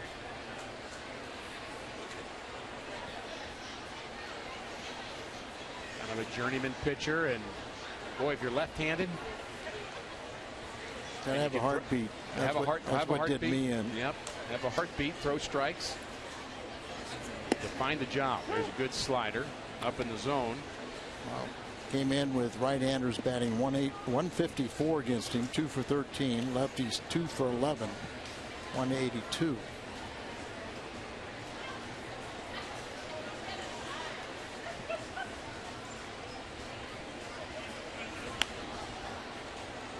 Mets, in my mind, Al, have actually had a fairly decent year. I mean, they are 7 games under 500, but I thought this was a team that would be reeling after losing Matt Harvey. Now, they knew that going in to Tommy John that they wouldn't have Harvey, but they also lost their closer, Bobby Parnell.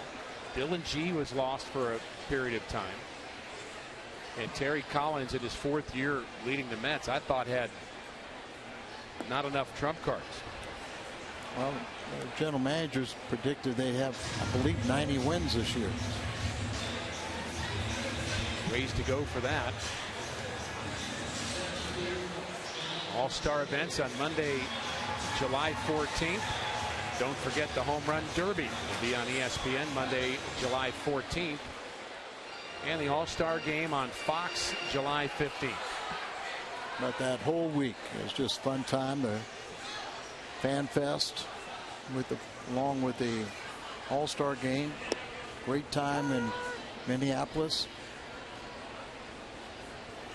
Bring in a lot of ball players for autographs and different things. A lot of interactive toys and exhibits that fans can all see. I think Cardinal fans started to understand the value of and the fun of an All-Star Game when it was held here in St. Louis in 2009, I believe, and it was really an event. I mean, it wasn't just a game, the Home Run Derby, but also just everything around the ballpark, all kinds of activities, and really a fun event. And it, of course, counts. John Jay bounces out. He's retired for the first time. We are at UMB Champions Club.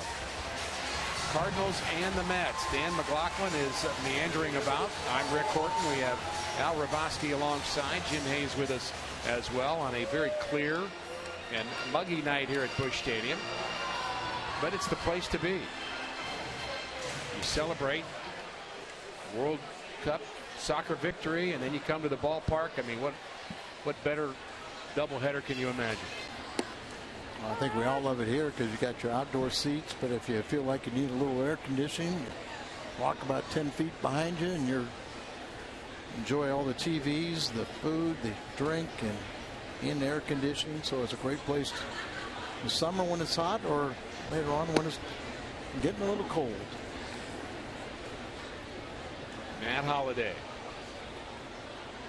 has singled twice, scored once, driven in his 1,000th run. Here's a nice view. I love the shots we get here at the ballpark. Phil and, of course, T. West has done that for years. They give us some great shots. fans recognize a lot of these views by coming here to the ballpark and maybe having those seats or seeing that angle, and very different here at the ballpark depending upon where you sit, which I think is part of the fun of it. I think something there to see Phil right there, but I think some of these seats I recommend bringing a glove. Now Phil doesn't have a glove with him, so we just hope people will protect him there. Well, you just stick the camera up. I don't think he's going to do that. I think if it's between Phil and the camera, Phil's going to jump in front of that camera.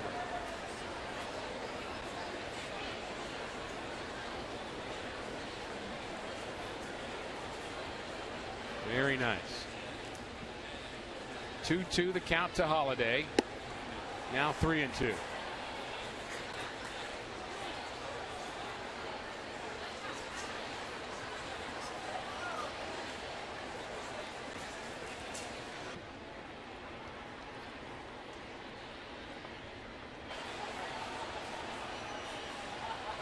The 3-2.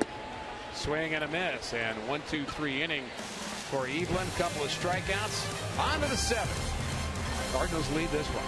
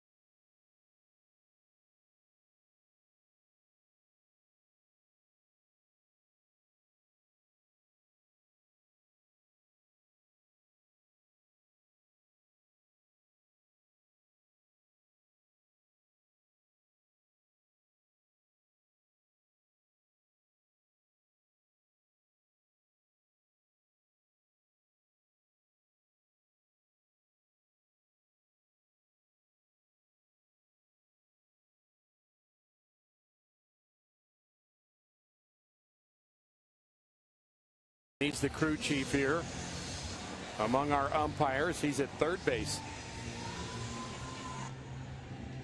here tonight, and we've had a couple of plays we thought we'd show you. One is not reviewable. This is fair foul in the infield. That is not a play that a manager can challenge or you can have a review, but this one is fair foul in the outfield. That ball was foul, no complaints there, but just one of the differences with the rules in terms of what you can challenge and what you can't, as I know baseball fans are trying to learn as this season and this experiment goes along. Back to work is Nick Greenwood, his third inning of work, 2 scoreless frames so far as he works here in the top of the 7th. Greenwood facing the bottom of the Mets order, and he blows that one by. Ruben Tejada, the Mets shortstop. Cardinal pitchers have had a hard time throwing Tejada strikes here tonight. He's walked twice and scored the lone Mets run that came in the 3rd inning.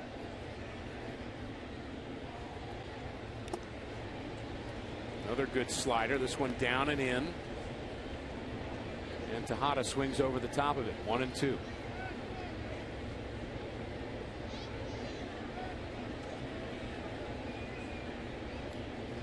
Tejada, the pitcher spot, and EY Jr. here for the Mets in the 7th. Late swing and a foul to the right side. The Cardinals, Dan McLaughlin, have out-hit the Mets 12-2 today, and I am so thrilled you're back. What do you think of this Greenwood kid? Outstanding. What do you think? Well, I haven't missed a pitch. Danny's been good. You finish this inning. I'll be the color guy. Okay. This ought to be interesting. 40 pitches for Greenwood, who, as Dan knows, has thrown up 2 zeros so far. Another good view that Phil is getting for us right atop the Cardinals dugout in the 1964 flag. And that pitch on the outside corner, a call, third strike. Strikeout number 3, Dan, for Nick Greenwood. And as Dan settles in, I think we'll give you our Mazda game summary. 6-1 Cardinals, top of the 7th inning.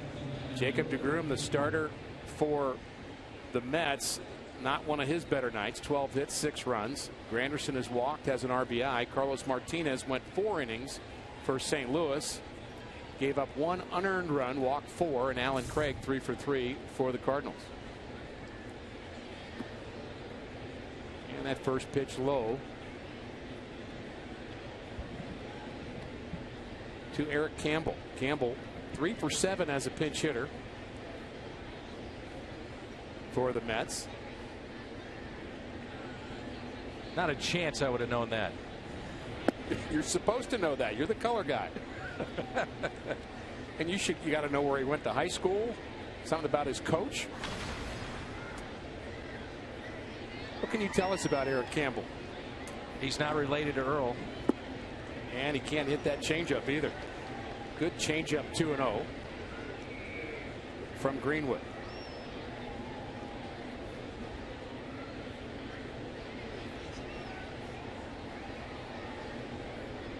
I like this gig. This is where it's at. Just sitting there not saying anything. I like it. Grounded is short. Peralta throws out Campbell. 2 quick outs here in the 7th inning. And a very important sign that Dan's going to tell you about here at Busch Stadium. Well, for your safety, watch out for objects leaving the playing field. Do not set objects on the dugout. And we especially want to say that about your children, which we've actually seen happen before here. Yeah. And not mine. No, not yours as in yours. Yeah. But mine aren't very well behaved, but I just rip them right off the dugout. But fans should know you've got to have pretty good reactions in those seats. And be ready. Bring your glove. Be ready to duck. Greenwood just dealing here. I will say this, in watching Greenwood pitch a little bit, I was mingling. I only saw a few pitches, but his breaking ball has been very good. Wow, that is terrific color, Dan. Outstanding. And the idea is, Rick, that if you're not on top of that breaking pitch, you're going to have issues. It's going to be flat, spins, sits over the middle of the plate. Don't hurt yourself, Danny. Ground out to second. Another 1-2-3 inning. Time to stretch. Danny Mack will be back in the bottom half.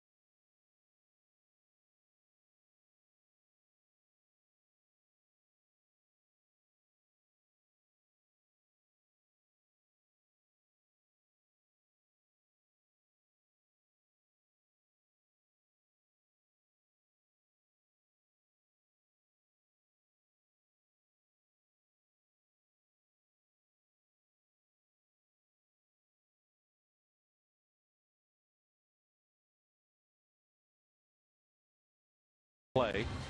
Rick is now color.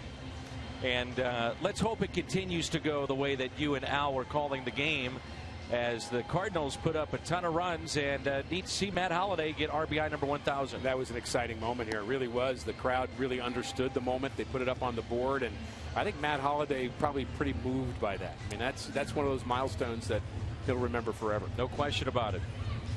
Here's our vantage point from the UMB Champions Club. Warm, muggy night here in St. Louis, but Cardinal fans, they could care less. Having a little fun here at Busch Stadium. The Cardinals lead the Mets by the score of 6-1. They've out-hit the Mets 12-2. Gonzalez Herman is the new pitcher, and Archevy called to the pen. Again, the Mets bullpen has been taxed lately, so it'll be interesting what Terry Collins does from here. Got a couple of good innings from Evelyn. One pitch, one out. Alan Craig drove in a run early on. Well, we mentioned Matt Holliday, and this is our Nissan drive of the game off his bat.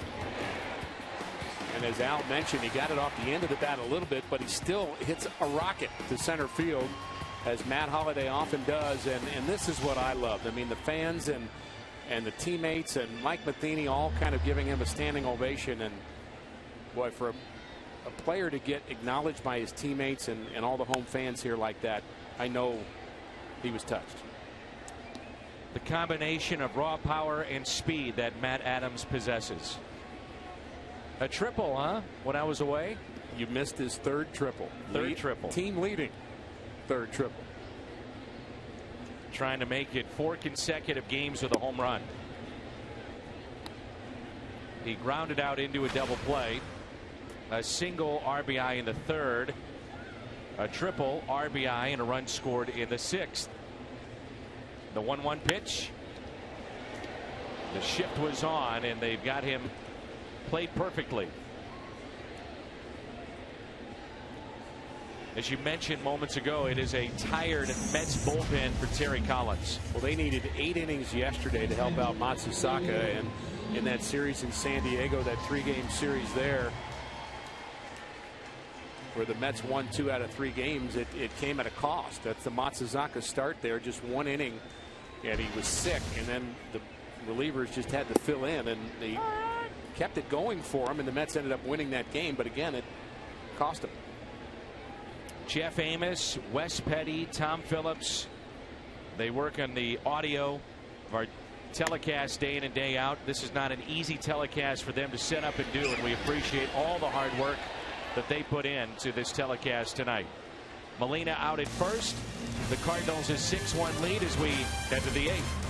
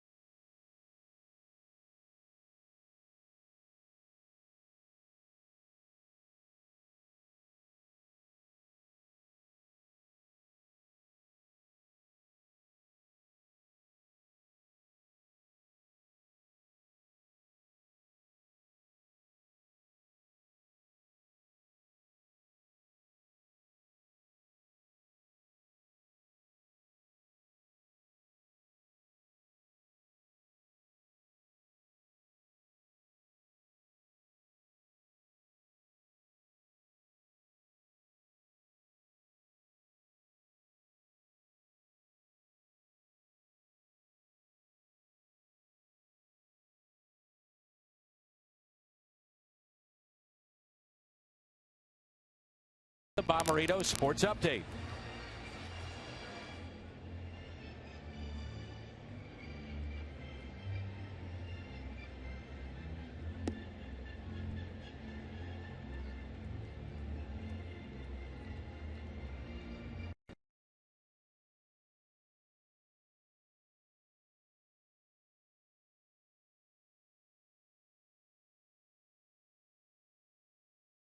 All the highlights around Major League Baseball coming up on the postgame show.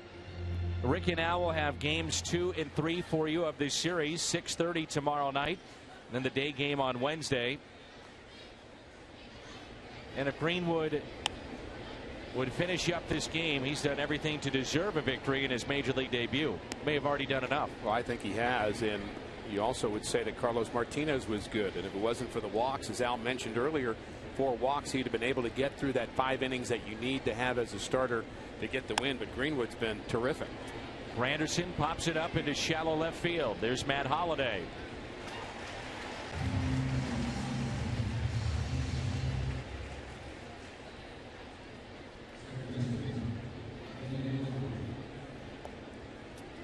Cardinals with runners in scoring position. 6 hits tonight. That's the most since April 17th. That was against Washington for Mike Matheny's club. Season high 8. A couple of things to say about Greenwood. You got to give credit to the Cardinals minor league coaches and Pop Warner managing him in AAA, that they recognize there's something that he's doing this year that will translate to the big league level. And they have to be the one that really signs off at some point and says, yes, he's ready. And we're staking our reputation on that, and we believe we see him developing, advancing, and so give them credit. And we've seen the good changeup. We saw there the curveball from Greenwood, breaking pitch, whether he calls it a curve or a slider, but he's been, I would say, pretty good command of his pitches today. But I credit the minor league guys for recognizing that.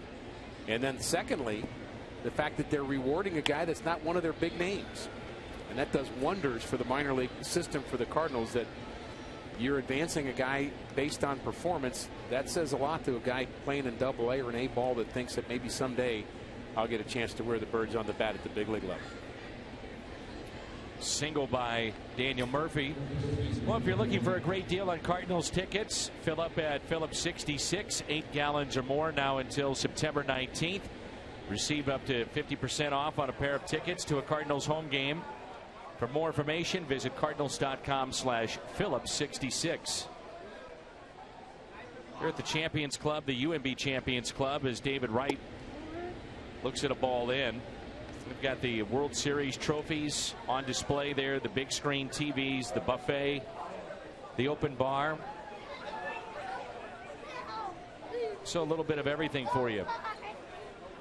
And air conditioning. 1 ball, 1 strike.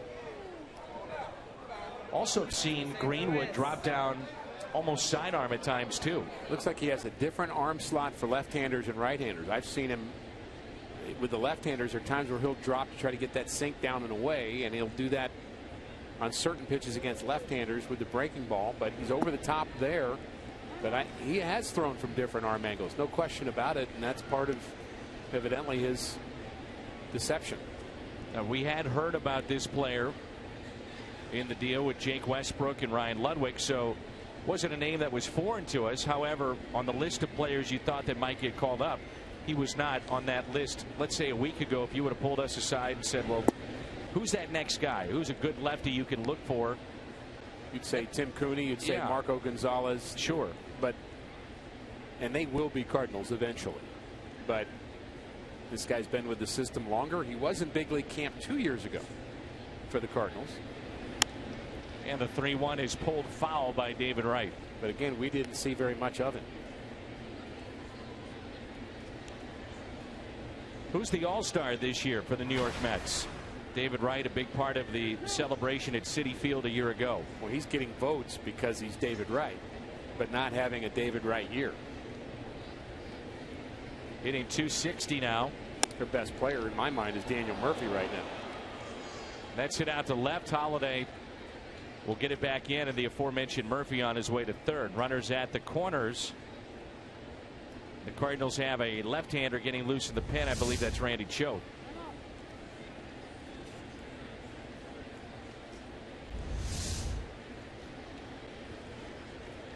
This very well could be it. Let's listen to this ovation for Greenwood, if indeed it is.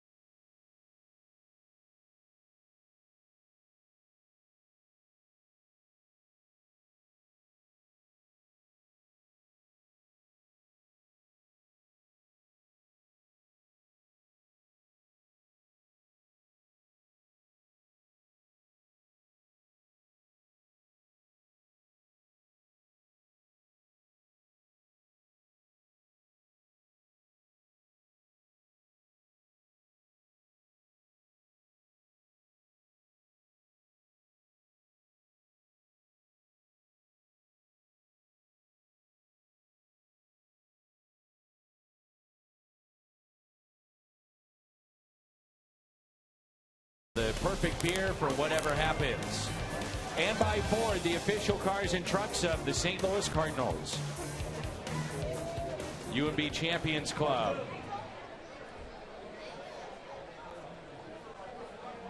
And you'll telecast from down the left field line as Randy Choate comes into the ball game. Our Chevy call to the pen. Runners at the corners. High ERA, very misleading. If you see him against lefties, more times than not, he's doing the job. And so did Greenwood, doing the job tonight for the Cardinals.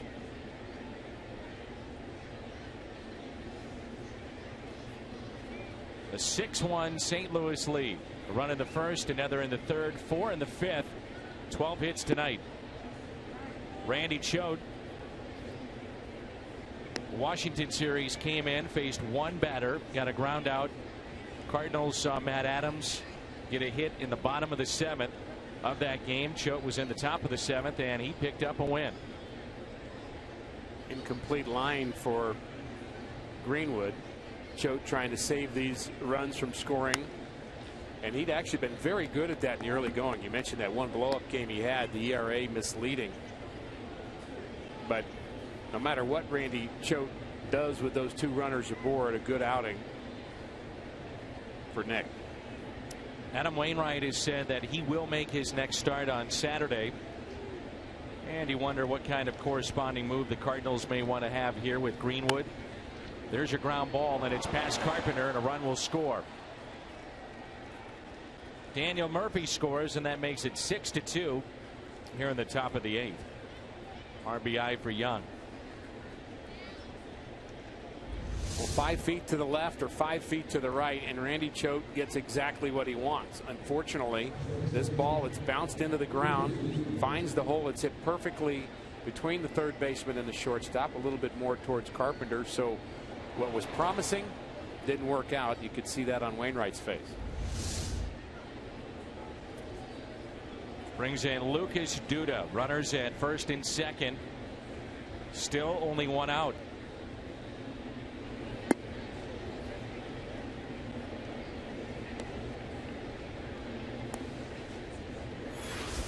Duda tonight is grounded out to second, a double in the fourth, and struck out in the sixth.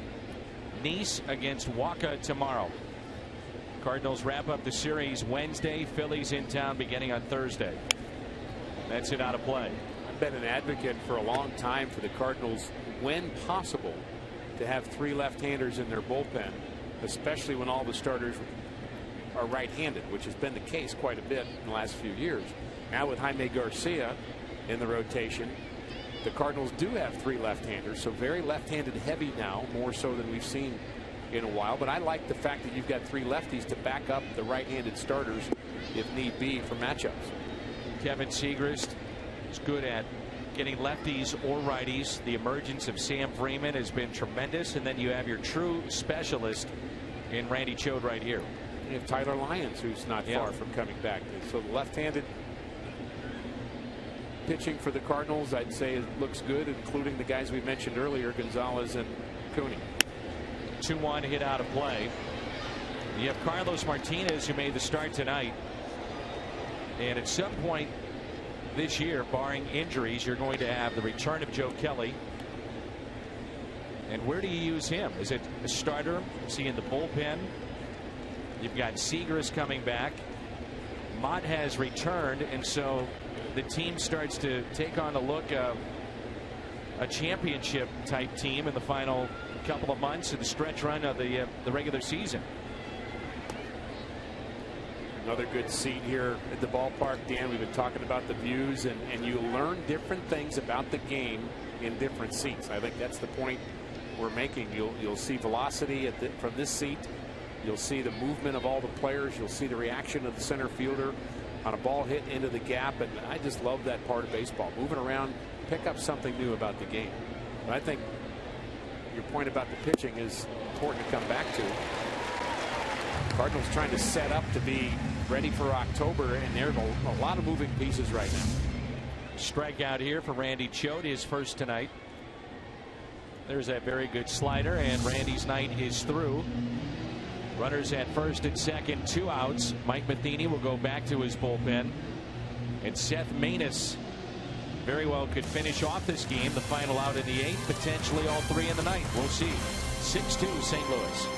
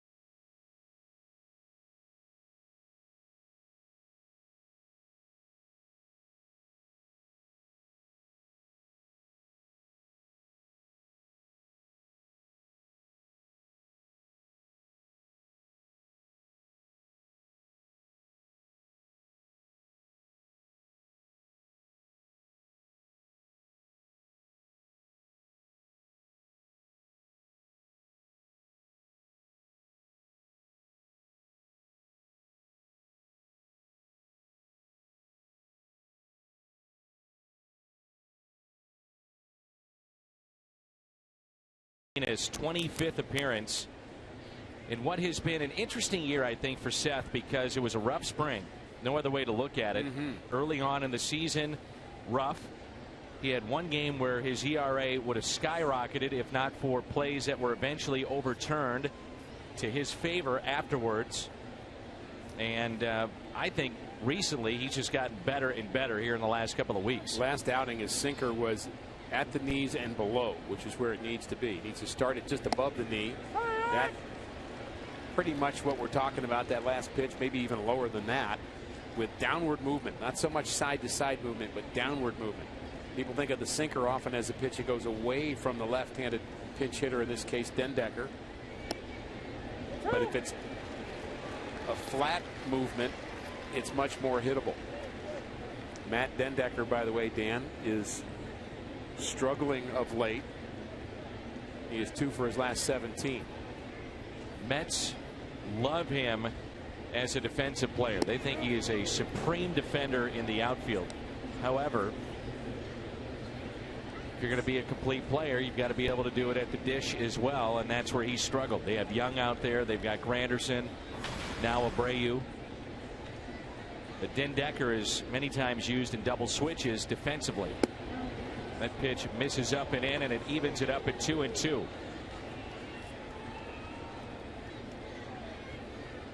So along the way, it's gotten better for Seth Maness. Received June 5 1/3, the 0 ERA. April he struggled. May, I think he had a horseshoe in his pocket. He was still struggling, but the number's better. But I think he's been better here in June, and last 2 pitches have just missed. Very close.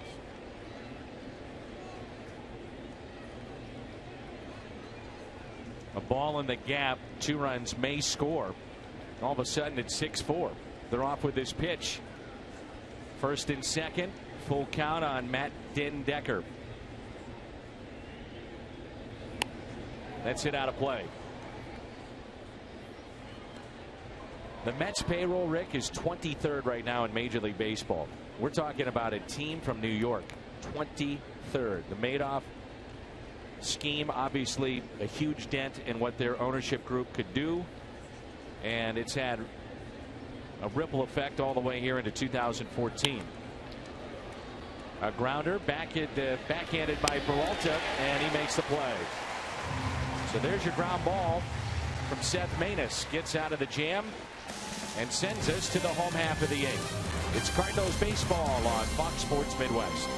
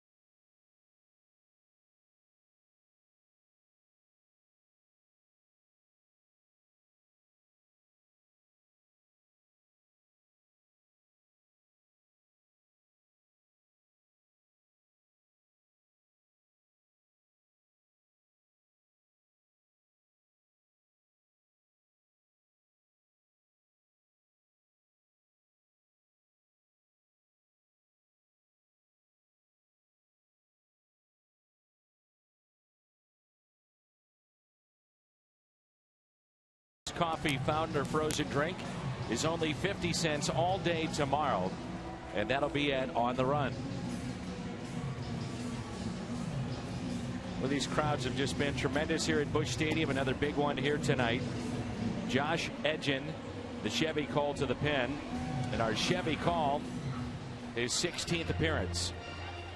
Crowd here tonight, packed crowd again, 40,000 plus. They've not been disappointed. Cardinal fans know that St. Louis played the Nationals well. They swept a very good and very hot team, and off to a good start against the Mets here. What a confidence builder this past weekend might have been for the Cardinals. I agree. And I think Matt Adams ignited it on the offensive side. I mean, he came back and showed the power that has been missing a bit from the Cardinals offense, and others have followed suit. And really the hits have just kept coming against some pretty good pitchers, especially talking about the Nationals guys. Great giveaways this weekend, beginning with the Bob Gibson jersey. That'll be on Friday night. Johnny Peralta is at the plate. 1 ball, 1 strike.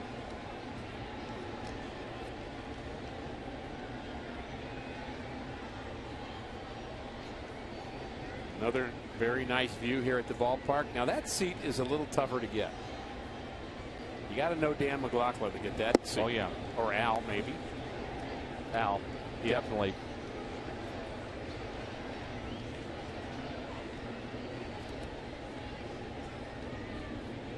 Must be in the front row. Really get a good idea of velocity. Yes. With that view. The 1-2. First time I ever sat behind at this ballpark in those seats. I had a chance to watch Jason Isringhausen throw a little bit, and I'm telling you what, his stuff was all over the place in terms of movement. It was one of those nights where he was on. I thought to myself, how does anybody hit this guy? You know, that's so bizarre to me that you bring up Izzy, because I recall doing a on the field interview when I was doing that for both radio and TV for a while. After the game, you get the start of the game on the field, and I'm sitting basically where that seat is, watching Isringhausen. And I've seen guys throw, Todd Worrell. I mean, I've seen guys throw hard, but being away from it for a while and being that close, I thought, oh my goodness, that is nasty. Yes. No way people can hit that guy. He was throwing that knuckle curve at the time. Yeah, exactly. And then he really went to a cutter. And it was sharp too. Oh, it was unbelievable. I just walked away thinking, I cannot believe somebody even hits this guy. Of course, Isringhausen began the Brighton, Illinois native with the New York Mets. Former starter, turned into a reliever with Oakland, and a very good closer. As Peralta is fooled and strikes out. I always think one of the more underrated Cardinal stars of the last, say, 15 to 20 years. Totally agree. Maybe you put Ray Langford into that. I mean, we don't talk about Ray a lot, and a lot of the teams he played on were not necessarily winning Cardinal teams, which I think has something to do with it. But Izzy just had year after year of save after save, and one of the best in the game. Here's Colton Wong, hitless in 3 at-bats. I mentioned Bob Gibson. I'm going to make an announcement here, Rick. You ready for this? I'm not sure I am, but go ahead. This is something that's going to be, I think, fans are going to want to jump at it and really enjoy. But we've opened this up now tomorrow at 10 a.m. to the general public. And it was offered to some key sponsors. But Bob Gibson is going to come in and do 2 nights during the All-Star break here at the ballpark of a Q&A session of about 90 minutes. Wow. Just with Bob. I'll be moderating that. And if you sign up for this, you have drinks, so hors d'oeuvres down on the field. So that's an experience in itself. Oh, yeah, no doubt. A picture with the World Series trophy from '67. Everybody walks away with an autographed Bob Gibson ball. And Bob will, and dinner inside. And then Bob and I will have a program for about 90 minutes. Wow. And for anybody that has heard Bob Gibson talk and hear him rant and rave, It is awesome stuff. He's one of the greatest pitchers, obviously, to ever walk the planet. Last time I saw Bob, he told me that he watches a number of Cardinal games. He still loves to watch Cardinal baseball, and he's a guy that knows the game. There's no question about it. We're going to do that back-to-back nights, the Wednesday and Thursday of the All-Star break, and you can find out more tomorrow, 10 a.m. Those tickets go on sale at cardinals.com/Gibson, and that's something you don't want to miss. Copyrighted telecast is presented by the authority of the St. Louis Cardinals and may not be reproduced or retransmitted in any form. And the accounts and descriptions of this game may not be disseminated without the express written consent of the St. Louis Cardinals. So 2 different nights, by the way. And again, hors d'oeuvres on the track. Some pictures down here on the field. Picture with the World Series trophy. Bob Gibson signed ball, and 90-minute Q&A with the one and only, with dinner, Bob Gibson, on the Wednesday and Thursday of the All-Star break. Cardinals.com/Gibson. That's pulled foul by Seth Maness. I'm going to ask you to promise me something, just for fan entertainment value. I don't want to get hurt in this. Well, that's kind of where I'm going with it. I can tell. I want you to ask one question that you know will bother him, because I want to see how you handle it. I know how he'll handle it, but I want to see what could happen. We were doing a night for Will you be sitting next to him, by the way? I will be. Okay. And this one I was definitely at an arm's length. One I was at previous. As Maness chops it foul, and I said, now, Bob, you know, you were kind of a headhunter. Let me tell you something. And I mean, I was not I said, Bob, you did pitch kind of up and in, and they happen to hit a lot of guys every once in a while. Well, that's different. I wasn't a headhunter, though. He said, actually, I'm a very nice guy. And I said, really? And he said, I am. I said, but people don't know that. And he said, exactly. I mean, he is great. So why don't you go with that again? I don't want to walk away hurt.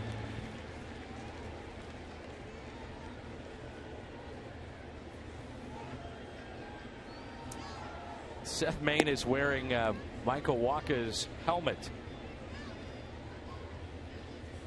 Wonder if he even has one.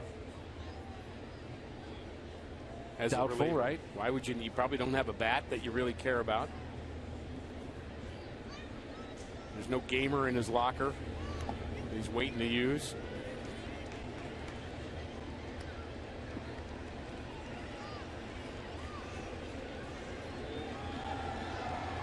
Whose bat is he using?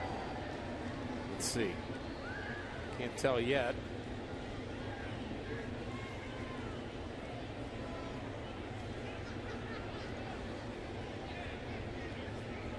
The 2-2. Maness puts it in play. Pretty good looking swing, wasn't it? Not bad. Maness will try to finish it. Again, 10 a.m. tomorrow, Cardinals.com/Gibson, and we hope to see you there.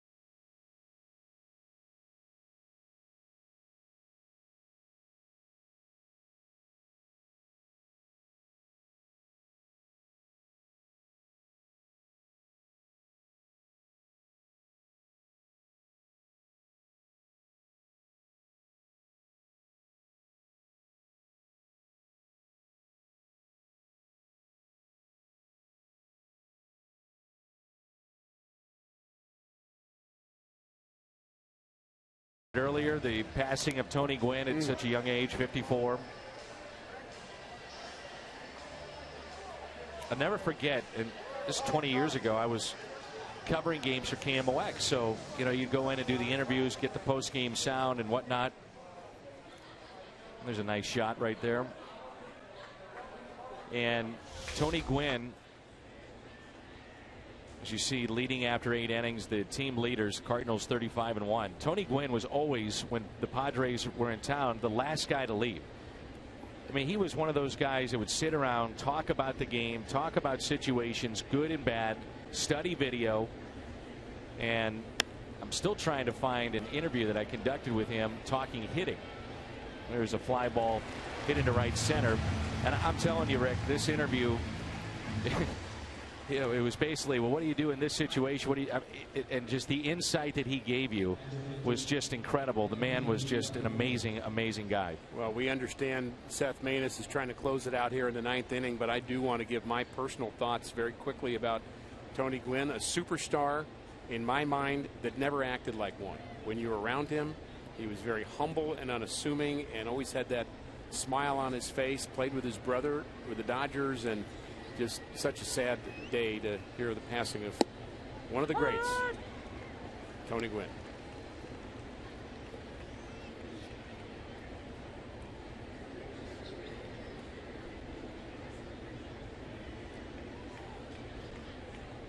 One out and an 0-1 pitch to Anthony Recker. It's a backup catcher hitting an even 200 with 2 home runs. He's driven in 8.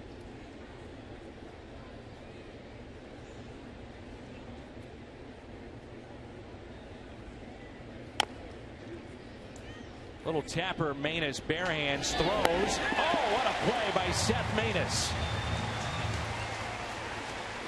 How good was that? We talked earlier about Carlos Martinez being able to bounce off the mound quickly and feel like a shortstop. But here's Maness with the bare hand, and then he's got to be quick. Really can't even plant much.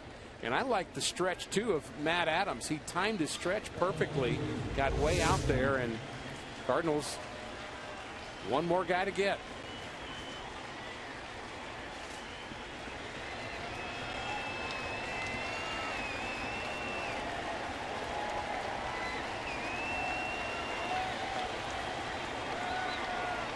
Eric Young Jr.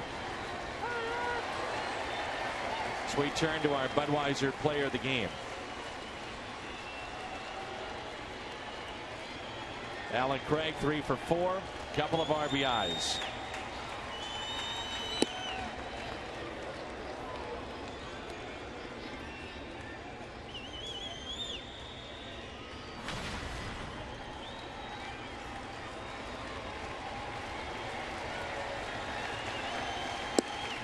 Catches the corner. Mets down to their final strike. And the Cardinals trying to make it 4 in a row. A great start to this homestand.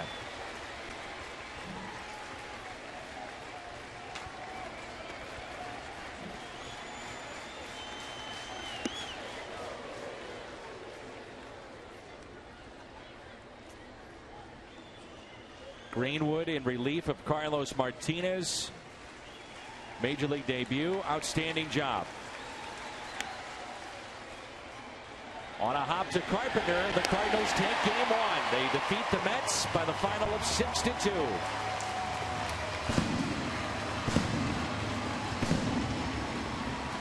Pitching was good here today. Martinez, then Greenwood, who should be the winning pitcher here tonight. Maness finishes it off, but the Cardinals bats really showed up in that 5th inning, Dan. 6 straight Cardinals reached base, and Matt Holliday in the middle of that with his 1,000th career RBI. A lot of fun for us from the UMB Champions Club. Thanks for joining us tonight. Don't forget the postgame show is next. Rick and Al will have games 2 and 3 for you tomorrow.